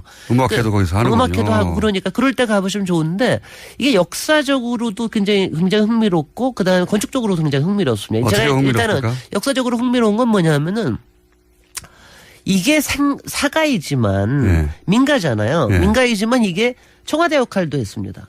그다음에 당사 역할도 했습니다. 아, 그 시절에. 그 시절에. 그러니까 이게 윤보선 대통령이요. 대통령이 되고 난 다음에 청와대에 안 들어갔어요. 경무대, 당시에는 경무대라고 그랬잖아요. 그러니까 이승만 대통령의 경무대에 관련된 부정적 이미지가 너무 강해서 그랬는지 여기서 직무를 본인 보셨습니다. 집에서 아예. 거기 사랑채에서. 그러니까 이제 그거에 영국에서 공부해서 그런 거 아니에요? 영국에서 이제 다우닝에서. 다우닝. 네. 그런 것 같아요. 그런 그럴 수도 있을 영향을 것 받았을 것 같아요. 그다음에 대통령 선거에서 2번 떨어지고 그다음에도 여기서부터 이제 한국 민주당의 역사가 시작이 됐는데 네. 여기서 거의 70년대까지 그러니까 김대중, 김영삼 나오기 전까지는 여기서 말하자면 야당 역할을 한 겁니다. 그래서 아마 그렇죠. 여기에 가면 여기에서는 예전에 젊은 시절에 김대중, 김영삼도 다 여기 와서 이제 같이 놀고 막 뭐 그런 데입니다. 그러니까 당사 역할을 놀았을까요? 했어요. 아니 그래도 제가 놀았다는 국사를 거는 논았겠죠. 아니, 그러니까 저기 우리나라의 민주주의에 대해서 그러니까 네. 아니 왜냐하면 근데 저는 이런 분위기를 느껴보는 게 굉장히 중요하다는 얘기예요. 아하, 60년대에 소위 이제 야당이 탄생하게 되는 그러니까 정치적인 배경이 있거든. 그 동네와 이 정치적인 배경들이 하긴 있는 박정희 전 대통령하고 결었으니까요. 네네. 한번. 네. 예. 그래서 그때 있던 그런 부분하고 그다음에 영국에서 그 에딘버러 대학에 유학을 가셨는데 에딘버러 대학에. 네, 뭐 전공하셨는지 아세요 혹시? 이상한 거 전공하셨어요. 뭐 전공하셨어요? 이승만 대통령은 왜 철학 박사 아니에요? 예.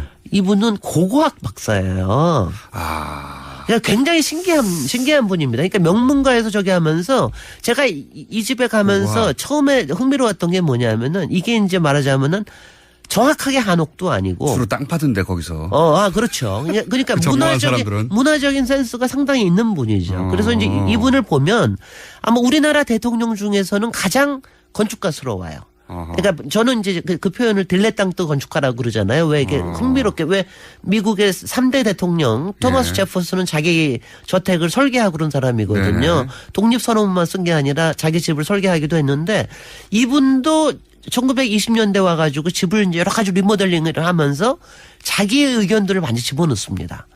그게 이제 그러니까 고고학 연구자로서의 소양과 그다음에 이분이 이제 일본에 가서 공부했죠. 또 상하이 임시정부에 가서 했죠. 그다음에 영국에 가서 또 공부하지 않았습니까? 그러니까 이 안에 세계 문화가 다 녹아 있어요. 굉장히 퓨전적입니다. 그 시대로서는 굉장히 드물게 세계적으로 눈뜬 분이었구나. 그래서 여기 가서 보면 이런 거예요. 개인으로는 그러니까 매력적인 인물이 아닌데, 그래서 저도 이게 굉장히 딜레마, 개인적으로는 참 싫다.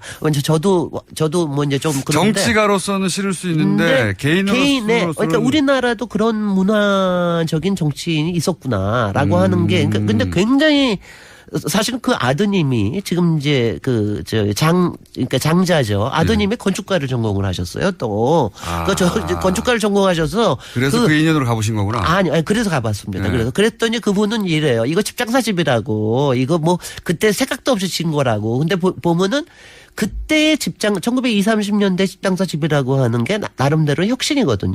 거기에 건축주의 생각이 같이 들어가면서 굉장히 퓨전스러운 게 들어온 거예요. 뭐가 다릅니까? 뭐가 다르냐? 일단 유리를 다 썼습니다.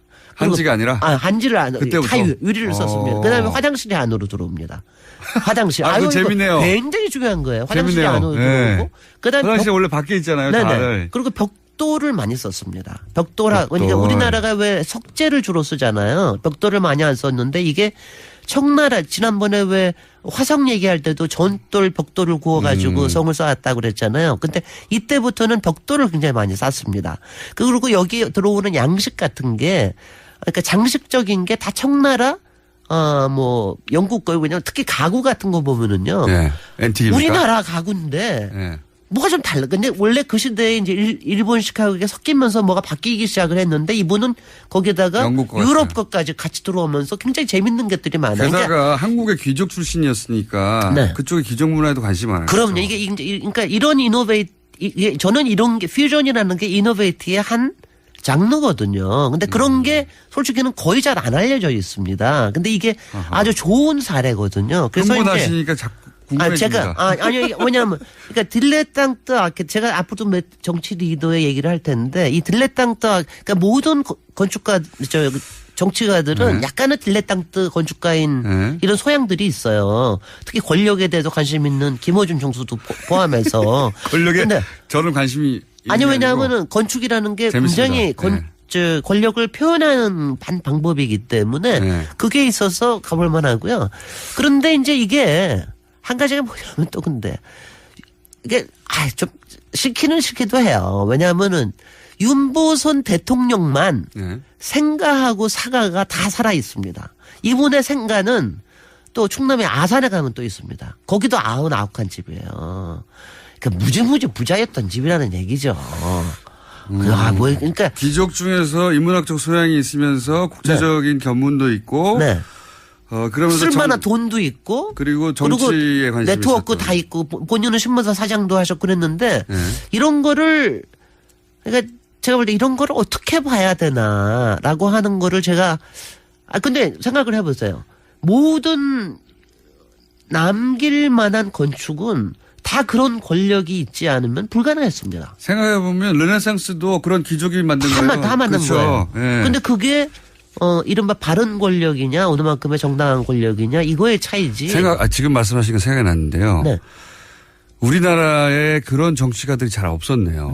정치만을 추구하는 그 사람들이 있었지 실제 이렇게 예술적인 소양을 가지고 자기가 이 시대의 인문학적인 소양의 예술적 소양을 끌어올리는 역할도 해줘야 된다. 그러면서 그러니까 풍류에 대해서 알면서 사실은 이제 야당 의원들 당시의 시대가 얼마나 엄혹한 시대입니까? 그런데 거기에서 말하자면은 이제 어느 만큼의 여유와 뭐 위안 이런 것들을 제공을 하면서 하는 이런 풍류. 왜냐하면 예전에는요. 프랑스 대통령은 지금도 그러죠. 보통. 정당 싸움 할 때도 다 같이 모여가지고 시위하고 자기네들끼리 액자 써가지고 갖다 붙이고 그랬어요. 여기도 가면은 이제 그런 현판들이 굉장히 많거든요. 근데 그러니까 신사 정치가라는 거에 대해서 우리는 하도 그냥 맨날 바닥에서 싸웠기 때문에 아스팔트 바닥에서 싸웠기 때문에 조금 거부감은 있지만 그런 전통에 대한 생각을 가지면서 이런 건축을 보존하는 것도 굉장히 나쁘지 않은 거라고 저는 생각합니다. 정치가가 기본적으로 소위 이제 권력 다툼만 할 게 아니라 네. 풍류를 알고 네. 그 시대의 문화적 소양을 최소한 따라가면서 네. 그리고 끌어올리는 노력도 해줘야 네. 멋진 정치가인 건데 네.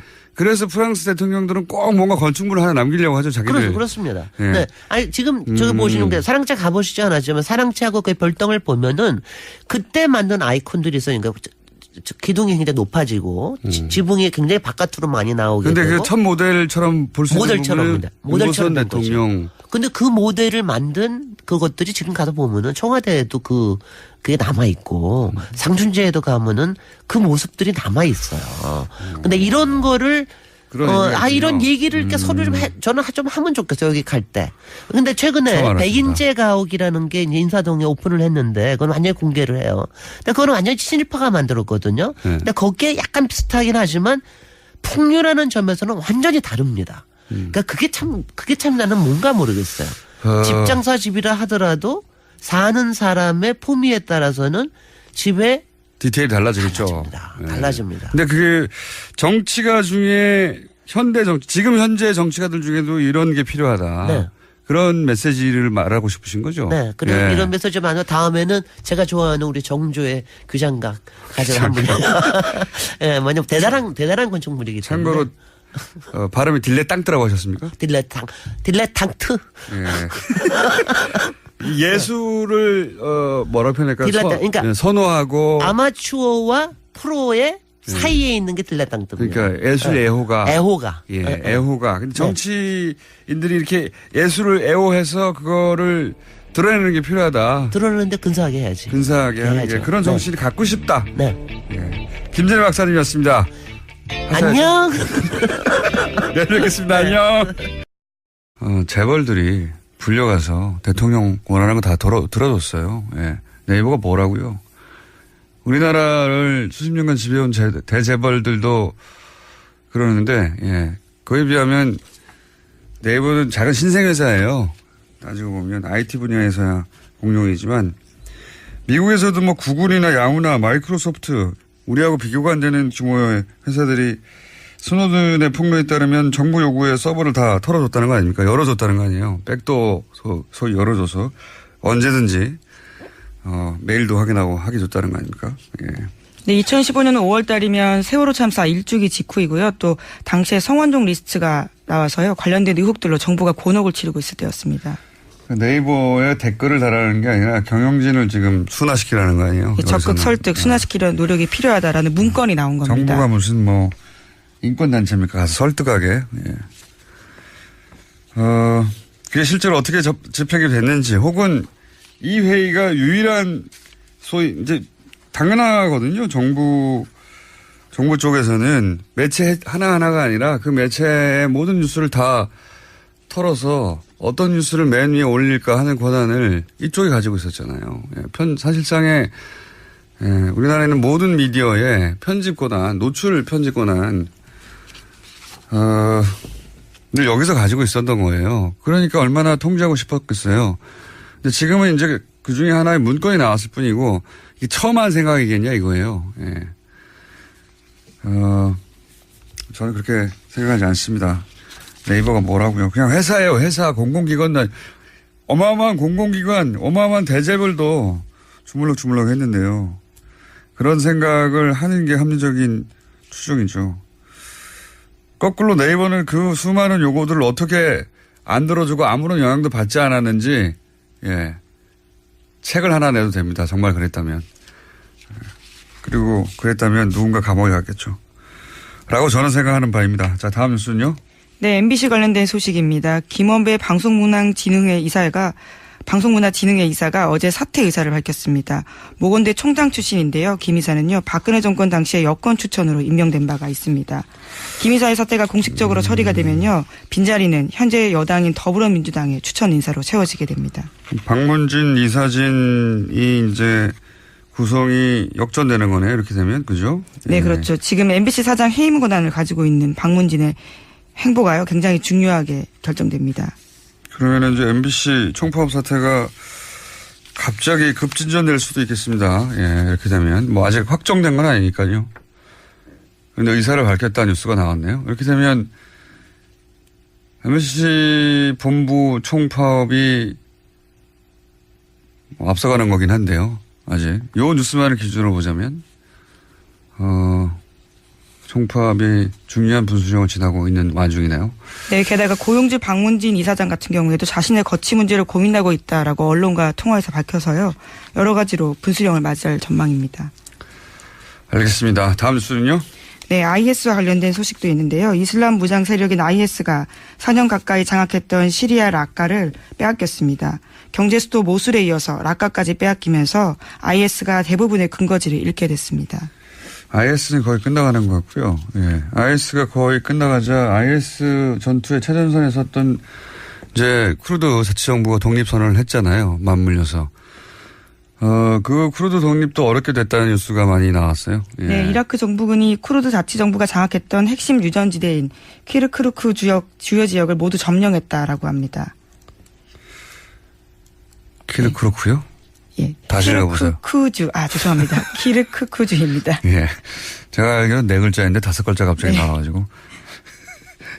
예. 근데 이제 이거 관련해서 저는 이제 국제 문제에 관심이 많아서 이런 뉴스를 눈여겨보는데 우리가 이 뉴스를 보도하면서 그런 식으로 보도를 많이 했어요. 쿠르드의 독립선언이 오히려 독이 됐나. 이런 식의. 저는 근데 굉장히 잘못된 시각이라고 보는 게 가장 최전선에 싸운 게 쿠르드였거든요. 왜냐하면 미국이랑 서방 이런 쪽에서 이번에야말로 독립의 적기다. 니네가 공을 세우고 독립을 하라. 이런 식으로 부추겼어요, 실제. 근데 거의 다 끝나가서 실제로 이제 독립선언을 하니까, 발을 또 빼고 배신하는 거죠. 예. 트럼프 대통령은 어느 쪽도 지지하지 않는다. 중립인 척 하는데 이것도 개뻥이고요. 쇼고. 실제로는 미국 국무부에서 반대한다고 했죠. 이미. 그리고 더 중요하게는 이라크에 있는 미국 대사에서도 반대한다고 했어요. 대사관에서도. 반대하는 거예요. 독립을. 그리고 이제 서방 국가들 다 빠져버리고 주변국도 다 빠져버리고 또 배신당한 거죠. 워낙 쿠르드가 계속해서 배신당했지만. 근데 이게 쿠르드가 판단을 잘못해서 배신당한 거다. 이렇게 혹은 욕심을 부려서 혹은 독립투표를 무리하게 밀어붙여서 이런 국내 보도가 꽤 있었어요. 이게 굉장히 서구적 시각이거든요. 생각해 보시면 우리가 일제강점기에 헤이그에 막 사람 보내고 막 상해 임시정부 세우고 그렇다고 해서 일본이 탄압을 더 한다. 그래서 임시정부가 독이 됐다. 독립운동이 독이 됐다 하는 것과 마찬가지인 겁니다. 이게 일본의 시각이거든요. 우리가 왜 서구의 시각으로 이 사건을 봅니까? 이거는 서구가 배신한 거거든요. 이용하고 또다시 버린 거예요. 예. 이 뉴스는 다음에 한번 다루기로 하죠. 자세히. 네, 키르크쿠 지역입니다. 다시 한번. 안녕하세요. 김호준입니다. 트럼프 대통령이 1박 2일 일정으로 방한합니다. 관련해 일본은 2박 3일인데 우리는 1박 2일 일정이라며 한국 홀대 기사가 쏟아졌습니다. 그래서 박근혜 전 대통령 시절 오바마 대통령 방한 기사도 찾아봤습니다. 그때도 우리는 1박 2일, 일본은 2박 3일. 당시 오바마는 오후에 도착해 다음날 오후에 떠납니다. 사실상 만 하루. 하지만 한국 홀대 기사는 없었습니다. 이번 방문은 의전 문제로 전날 밤이 아니라 오전 도착하는 일정으로 한미가 합의. 그리고 일본에는 오후 늦게 도착해 오전에 떠나니 사실 공식 일정 시간은 거의 같습니다. 물론 미국이 전통적으로 일본을 우리보다 중요한 외교 파트너로 항상 취급해온 건 부인할 수 없는 역사입니다. 현직 틸러슨 장관도 그런 말을 했죠. 일본은 가장 중요한 우방국, 한국은 동맹 중 하나. 그러니까 제대로 된 문제의식이라면 미국의 동북아 외교 전략 자체를 따져야 맞는 겁니다. 그게 아니라 하룻밤 더 자네 아니네로 미국이 우리를 더 중요하게 취급하네 아니네 따진다는 거. 이거 정말 유치한 거 아닙니까? 일본보다 미국에 더 중요한 우방이 되는 방법이 하룻밤 더 자고 가라고 하는 겁니까? 세계 2차 대전 이후 미국의 동북아 전략의 큰 틀이 호텔 체류 시간으로 바뀐답니까?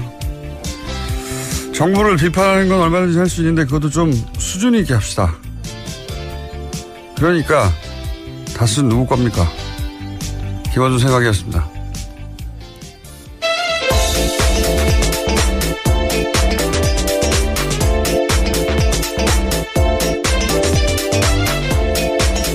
시사인의 김은지입니다. 다수 누구 겁니까? 누구 겁니까? 전 이미 방송에서 수차례 말했어요. 누구 걸로 추정된다고. 자, 네. 첫 번째 뉴스는 뭡니까? 네, 박근혜 전 대통령이 구치소에서 인권 침해를 당했다면서 국제사회에 문제 제기하려는 움직임이 있다고 외신 보도가 나왔습니다. CNN이 보도한 바인데요. 박근혜 전 대통령의 국제 법무를 맡고 있는 MH그룹에서 그러한 문건을 작성했다라고 보도했습니다. 박근혜 전 대통령은 자신이 구치소에서 더럽고 차가운 감방에서 지내고 있고 계속 불이 켜져 있고 잠을 잘 수 없다 이렇게도 주장했고요. 또 건강 상태가 나빠지는데 적절한 치료를 받고 있지 못하다라고 주장했습니다. 예. 이런 걸 개뻥이라고 하죠. 더럽고 차가운 감방에서.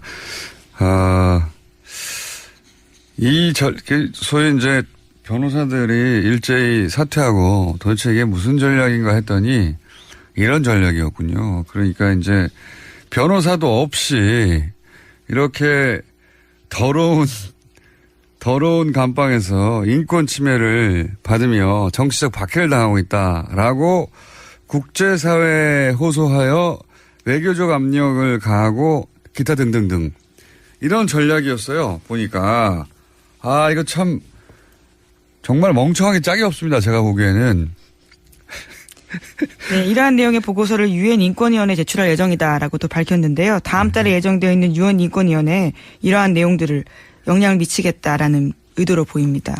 이게 왜 멍청하게 짝이 없는지 제가 얘기를 해보자면 그 국제인권단체하고 그리고 활동가 법률그룹이 코웍을 해가지고 이런 중요한 정치사범을 위해 활동하는 게 있어요. 저도 이런 그룹을 만나본 적이 있어요. 제가 당한 적이 있죠. 그래서 저는 해외에서 이런 그룹을 만나본 적이 있어요. 실제 이런 변호사들과 만나서 면담도 해보고 이제 네덜란드에도 유명한 그룹이 있고 런던에도 있습니다. 근데 이 그룹은 보니까 그게 아니고 돈 받고 하는 거예요. 사선 변호사 쓰고 돈 받고 하는 건데 우선 이 MH그룹을 좀 알아보니까 이 대표가 아랍계 여성이더라고요. 그리고 대표적인 사례가 이제 리비아 카다피 아들을 실제 석방시키는데 성공한 사례가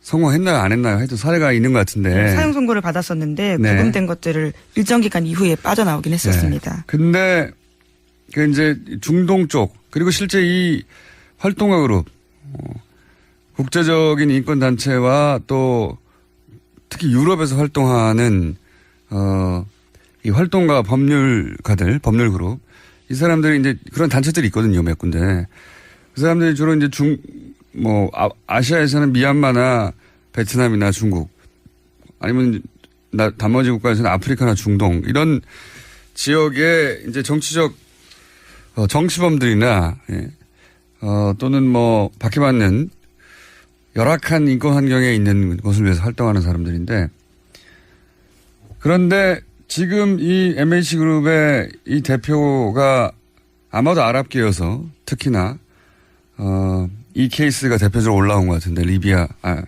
카다피 아들. 근데 제가 왜 멍청하다고 생각하냐. 우선 리비아하고 우리나라는 비교할 수가 없어요. 리비아는 내전으로 카다피가 이제 사살당했잖아요. 그리고 나서 이제 나중에 아들이 체포돼서 이제 사형 선고를 받았거든요. 근데 리비아는 이 내전 이후로 분단됐어요. 한번 강조드리겠습니다. 알겠습니다. 시사인의 김은지였습니다. 감사합니다. 그것마저 알려주마. 네. 한 달 가까이, 뭐랄까요. 우리가 이제 미니로 잠시 한 5, 6분 나왔다가 낑긴 코너라고 하죠. 예. 그랬나요? 이렇게 그런 직을 받다가 오늘 좀 시간이 있습니다. 자, 네. 오늘 좀 자세히 얘기해 볼까요? 우선. 저 소개해 주세요. 그렇군요. 리얼미터의 권순정 조사분석실장입니다. 네, 나오셨습니다. 자, 지난주 저희가 안 하지 않았습니까? 했나요? 지난주 본 것 같은데 일주일에 두 번 얼굴을 본 것 같은데. 그래요? 지난주에. 네. 그렇군요. 저한테 자, 관심이 없군요. 네, 관심 있을 일은 없고요. 대통령 지지율이 한 2, 3주 오르다가 최근에 이제 박근혜 전 대통령이 이제 크게 퍼포먼스를 했잖아요. 네네. 네, 이런 퍼포먼스는 다른 지역은 몰라도 대구 경북에서는 영향이 좀 있는데, 그죠? 네네. 실제 있었을 것 같은데 어떻습니까? 아유, 쪽집 게임입니다.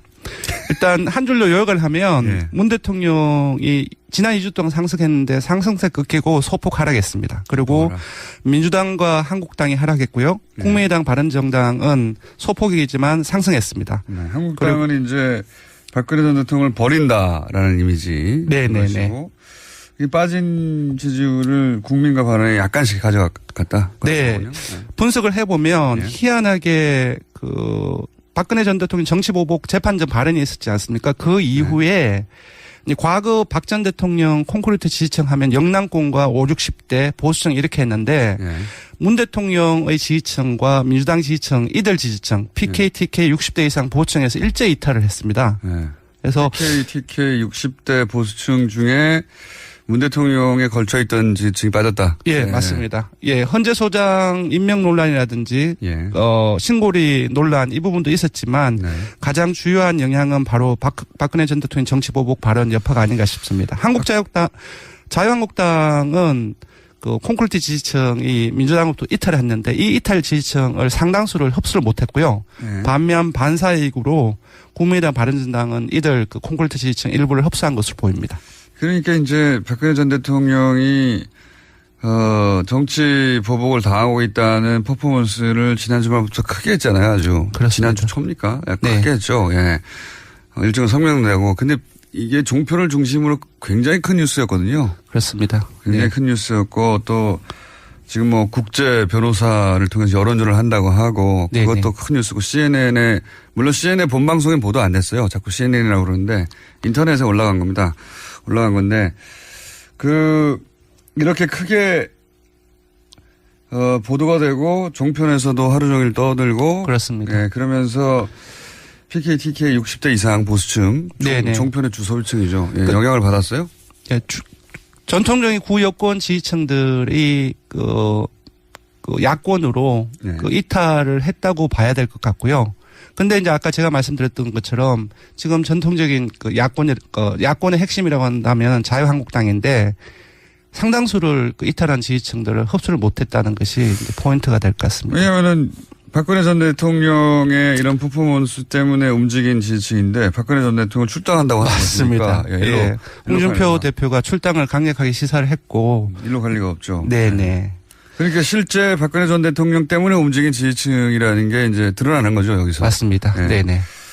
그래서 한국당은 좀 빠졌고. 네네. 예. 정작 지지율은 말씀 안 드렸는데요. 예. 문 대통령 지지율은 67.9%로 0.6%포인트 소폭 하락했고요. 근데 이렇게 크게 떠드는데 사실 그래봐야 0.6%예요. 맞습니다. 0.6%입니다. 그리고 지금 핵심 지지층인 그 19대 대선에서 문 대통령을 찍었던 사람들 민주당 지지층에서는 각각 94%, 97% 이상이 지지를 하고 있고요. 완전히 그게 문재인 전 대통령이래. 예. 청와대에서 연락 오겠네요. 문 대통령의 핵심 지지층은 고스란히 그대로 있는데 네네. PK 보수층 그리고 60대 이상에서 맞습니다. 문재인 대통령에 대해 기대를 갖고 있는 분들 중에 네네. 박근혜 전 대통령 이렇게 취급하면 안 되지 하는 분들이 전체적으로 0.6% 정도 빠져나갔다. 그렇게 봐야 될 것 같습니다. 네네. 그래봐야 0.6%입니다. 네. 이게 저는 사실 여론조사 기관에서 굉장히 곤란할 것 같아요. 왜냐하면 정당 지지율 예를 들어서 국민의당, 바른정당, 정의당, 한국당, 민주당 마찬가지인데요. 네네. 하락했습니다. 상승했습니다. 대부분 0.몇 프로, 1.1% 이런 다 오차범위 안에 있는 거거든요. 예, 물론 일부 여론조사 기관은 한꺼번에 한 주에 5%포인트 떨어지고 8%포인트 오르곤 하지만 저희 리얼미터 기준으로서는 그 등락폭이 그렇게 크지는 않은데요. 사실 조금 곤혹스럽긴 합니다. 그래서 예전 같으면 0.6% 변했으면 안 변했다고 해요. 그냥. 예, 그래서 요번처럼 왜 변했는지 분석에 집중하게 되는데 분석에 집중하면 하면 할수록 그 내용이 대중이 이해하기 쉽지 않기 때문에 네. 또 그런 어려운 부분도 있습니다. 여론조사 기관한테 물어보니까 왜 빠졌냐, 왜 올라가느냐. 여론조사 기관도 잘 몰라요. 큰 폭이면 금방금방 찾아낼 수 있는데. 네네. 그러다 보니까 맨날 하는 이야기가 그게 그겁니다. 맨날 비슷비슷한. 저희들 그죠? 잘 알고 있습니다. 죄송합니다. 잘난 체해서. 죄송할 것까지는 없는데. 근데 이제 이게 큰 일이 벌어진 것 같은데 보면 한 0.몇 % 좀 움직였고. 네. 그러니까 소폭이라고 봐야 될 것 같고요. 저희들 조사 발표가 주중집계이지 않습니까? 기회에 합쳐야 되는 거 아니냐 이런 이야기가 오고 가는 것 같고요. 예. 그리고 자유한국당과 이제 통합파들이 합치려고 하는 것 같고 여하간 바른정당은 뭐랄까요 크게 축소되거나 아니면 국민의당과 연대하거나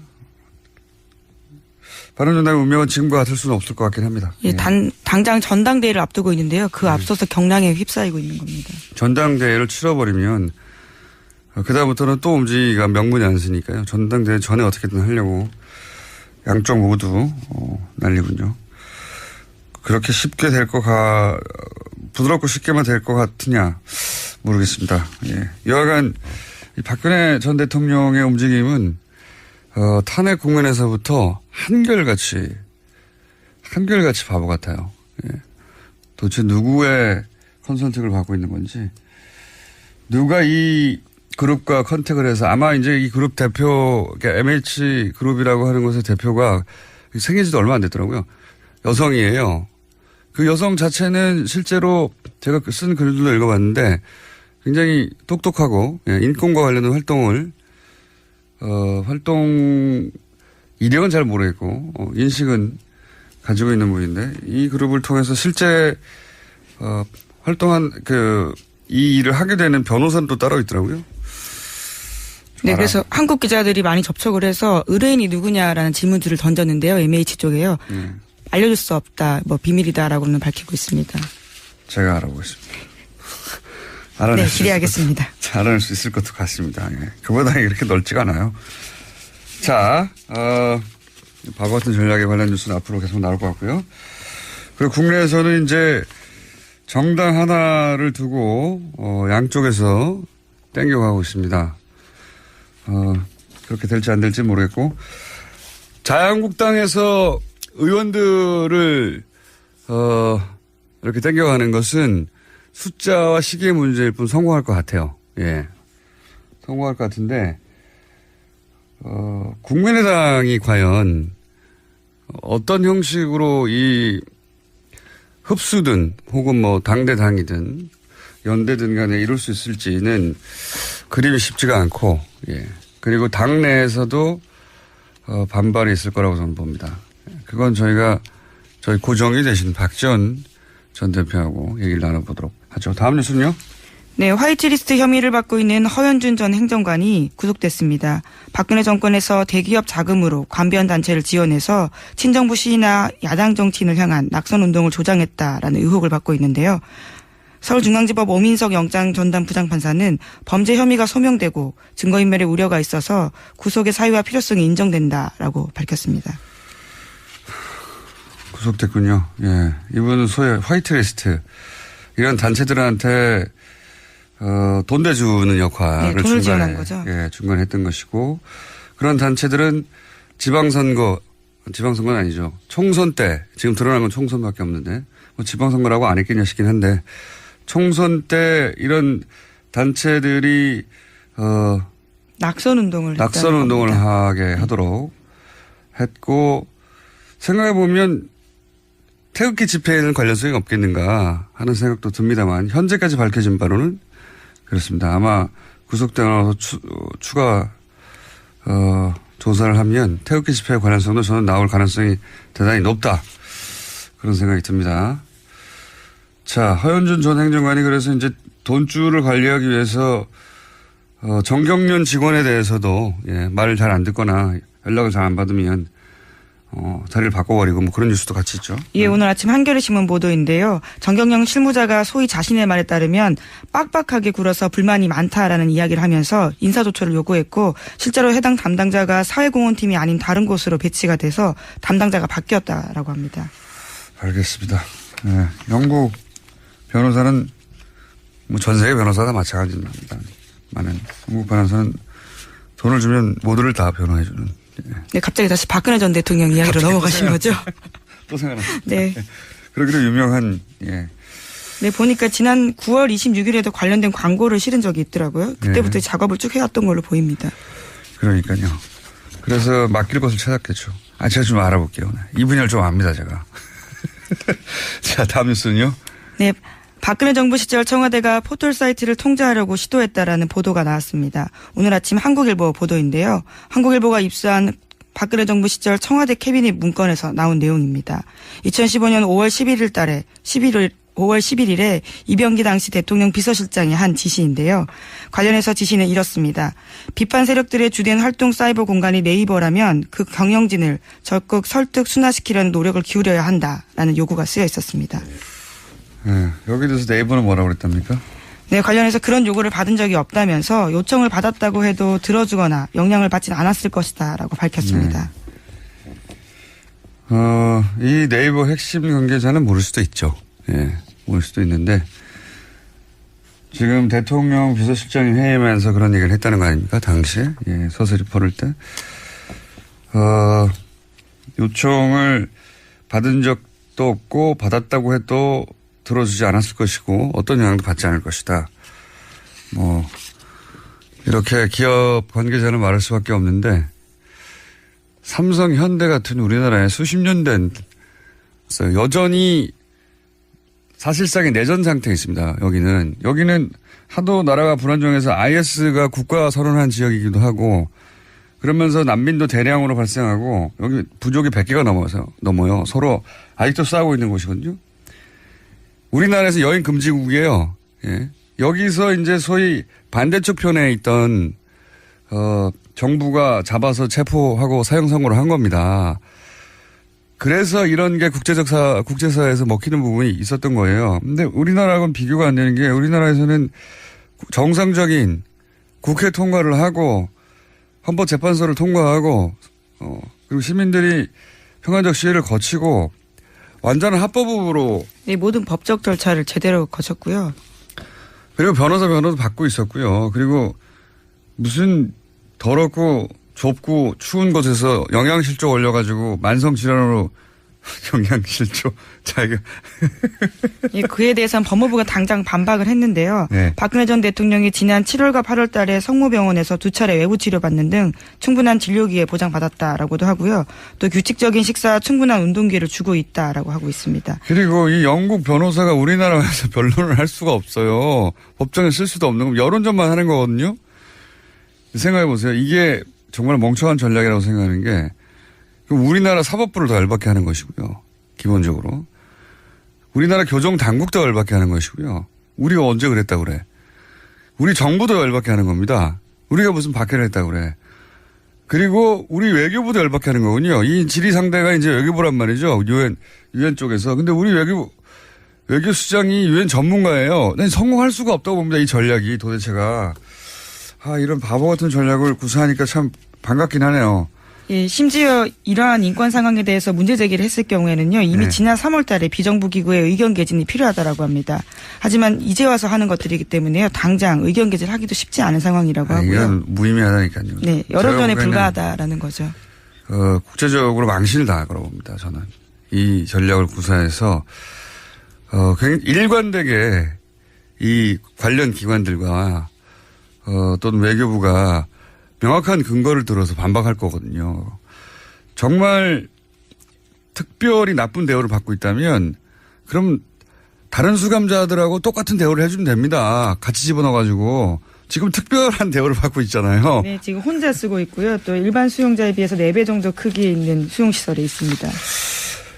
자, 이건 정말 멍청한 전략이라고. 이게 어떻게 성공할 거라고 생각하는 건지. 그러면서 본인은 수감받지 않겠다고, 재판받지 않겠다고 안 나오기 시작한 거 아닙니까, 이제? 네, 원래 오늘 재판이 예정되어 있는데요.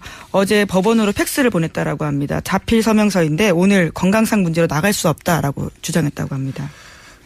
그러니까요. 예. 아프실 예정이고, 앞으로. 누가 이런 멍청한 전략을 생각해냈는지 모르겠는데요. 예. 크게 실패할 거라고 저는 전망하는 바입니다. 네. 여기에 호응할 만한 사람들은 친박밖에 없어요. 그리고 이제 초반에 국제적으로 이게 이제 우리나라에 대한 뭐랄까 인식의 수준인 것도 있긴 있어요. 문제가 뭐냐면 우리나라에서 이런 지난 9년간 소위 유엔 인권위에 이런 제소들이 있었거든요. 문제 제기가 있었어요. 실제 이런 권력자가 아니라 네, 재소자 인권 문제와 관련된 있는 부분들이죠. 노조 간부들에 대한 박해 그런 거 다 박근혜 전 대통령이 무시했거든요. 이때까지. 근데 본인은 몇 배나 더 훌륭한 대우를 받으면서 이제 거기 다시 재소한 건데 안 먹힙니다. 이게. 처음에 CNN 같은 곳에서도 이제 그럴듯한 곳에서 그럴듯한 변호사가 자료를 보내주니까 사실관계가 확인됐다고 생각했겠죠. 네. 하지만 곧 실제 취재를 하고 나서 다 개뻥이라는 걸 알게 될 겁니다. 이게 통하지가 않습니다. 이게 바보가 아니거든요. 그 사람들도. 자, 실패할 전략이라고 저는 전망하는 바이고 제가 이 그룹에 대해서 실제로 국제인권단체 그리고 법률가 활동가 그룹에 물어볼게요. 어떤 곳인지. 네, 제가 지금 알고 있는 상식으로, 네. 상식으로는 그렇습니다. 제가 그런 단체와 그런 그룹에 지원을 받은 적이 있거든요. 논점도 해봤고, 이거는 멍청한 전략이라고 봅니다. 자, 관련해 뉴스가 많이 쏟아졌어요, 근데, 그죠? 네, 박근혜 전 대통령 관련된 것들이 계속 나오고 있는데요. 최근엔 친박계 의원들이 보낸 편지도 돌려보냈다라고 합니다. 읽어보지도 않고 보냈는데요. 친박계에서조차 자진 탈당 권유가 나오자 아예 선긋고 있다라는 분석이 나오고 있습니다. 또 자유한국당에서는 박근혜 전 대통령 출당 작업에 속도를 내고 있습니다. 서청원, 최경환 의원도 함께 출당시킨다라는 계획입니다. 그런 계획이라는 얘기는, 지금 바른정당, 탈당파, 통합파라는 말보다 탈당파라는 말이 맞는 것 같은데, 통합파하고 얘기가 급진전하고 있다, 이렇게 봐야 되겠죠? 예. 네, 어제도 관련된 여론조사 말씀드렸었는데요. 네. 그 직후에 어제 국민의당 원내대표와 바른정당 원내대표가 공식적으로 만났습니다. 그 여론조사는 국민의당에서 흘린 거고요. 예. 어떻게 합니까? 비밀리에 했는데. 흘려서 여론을 만들어 보려고 하는 거죠. 그래서 바른정당의 소위 자강파와 국민의당의 소위 안철수계가 이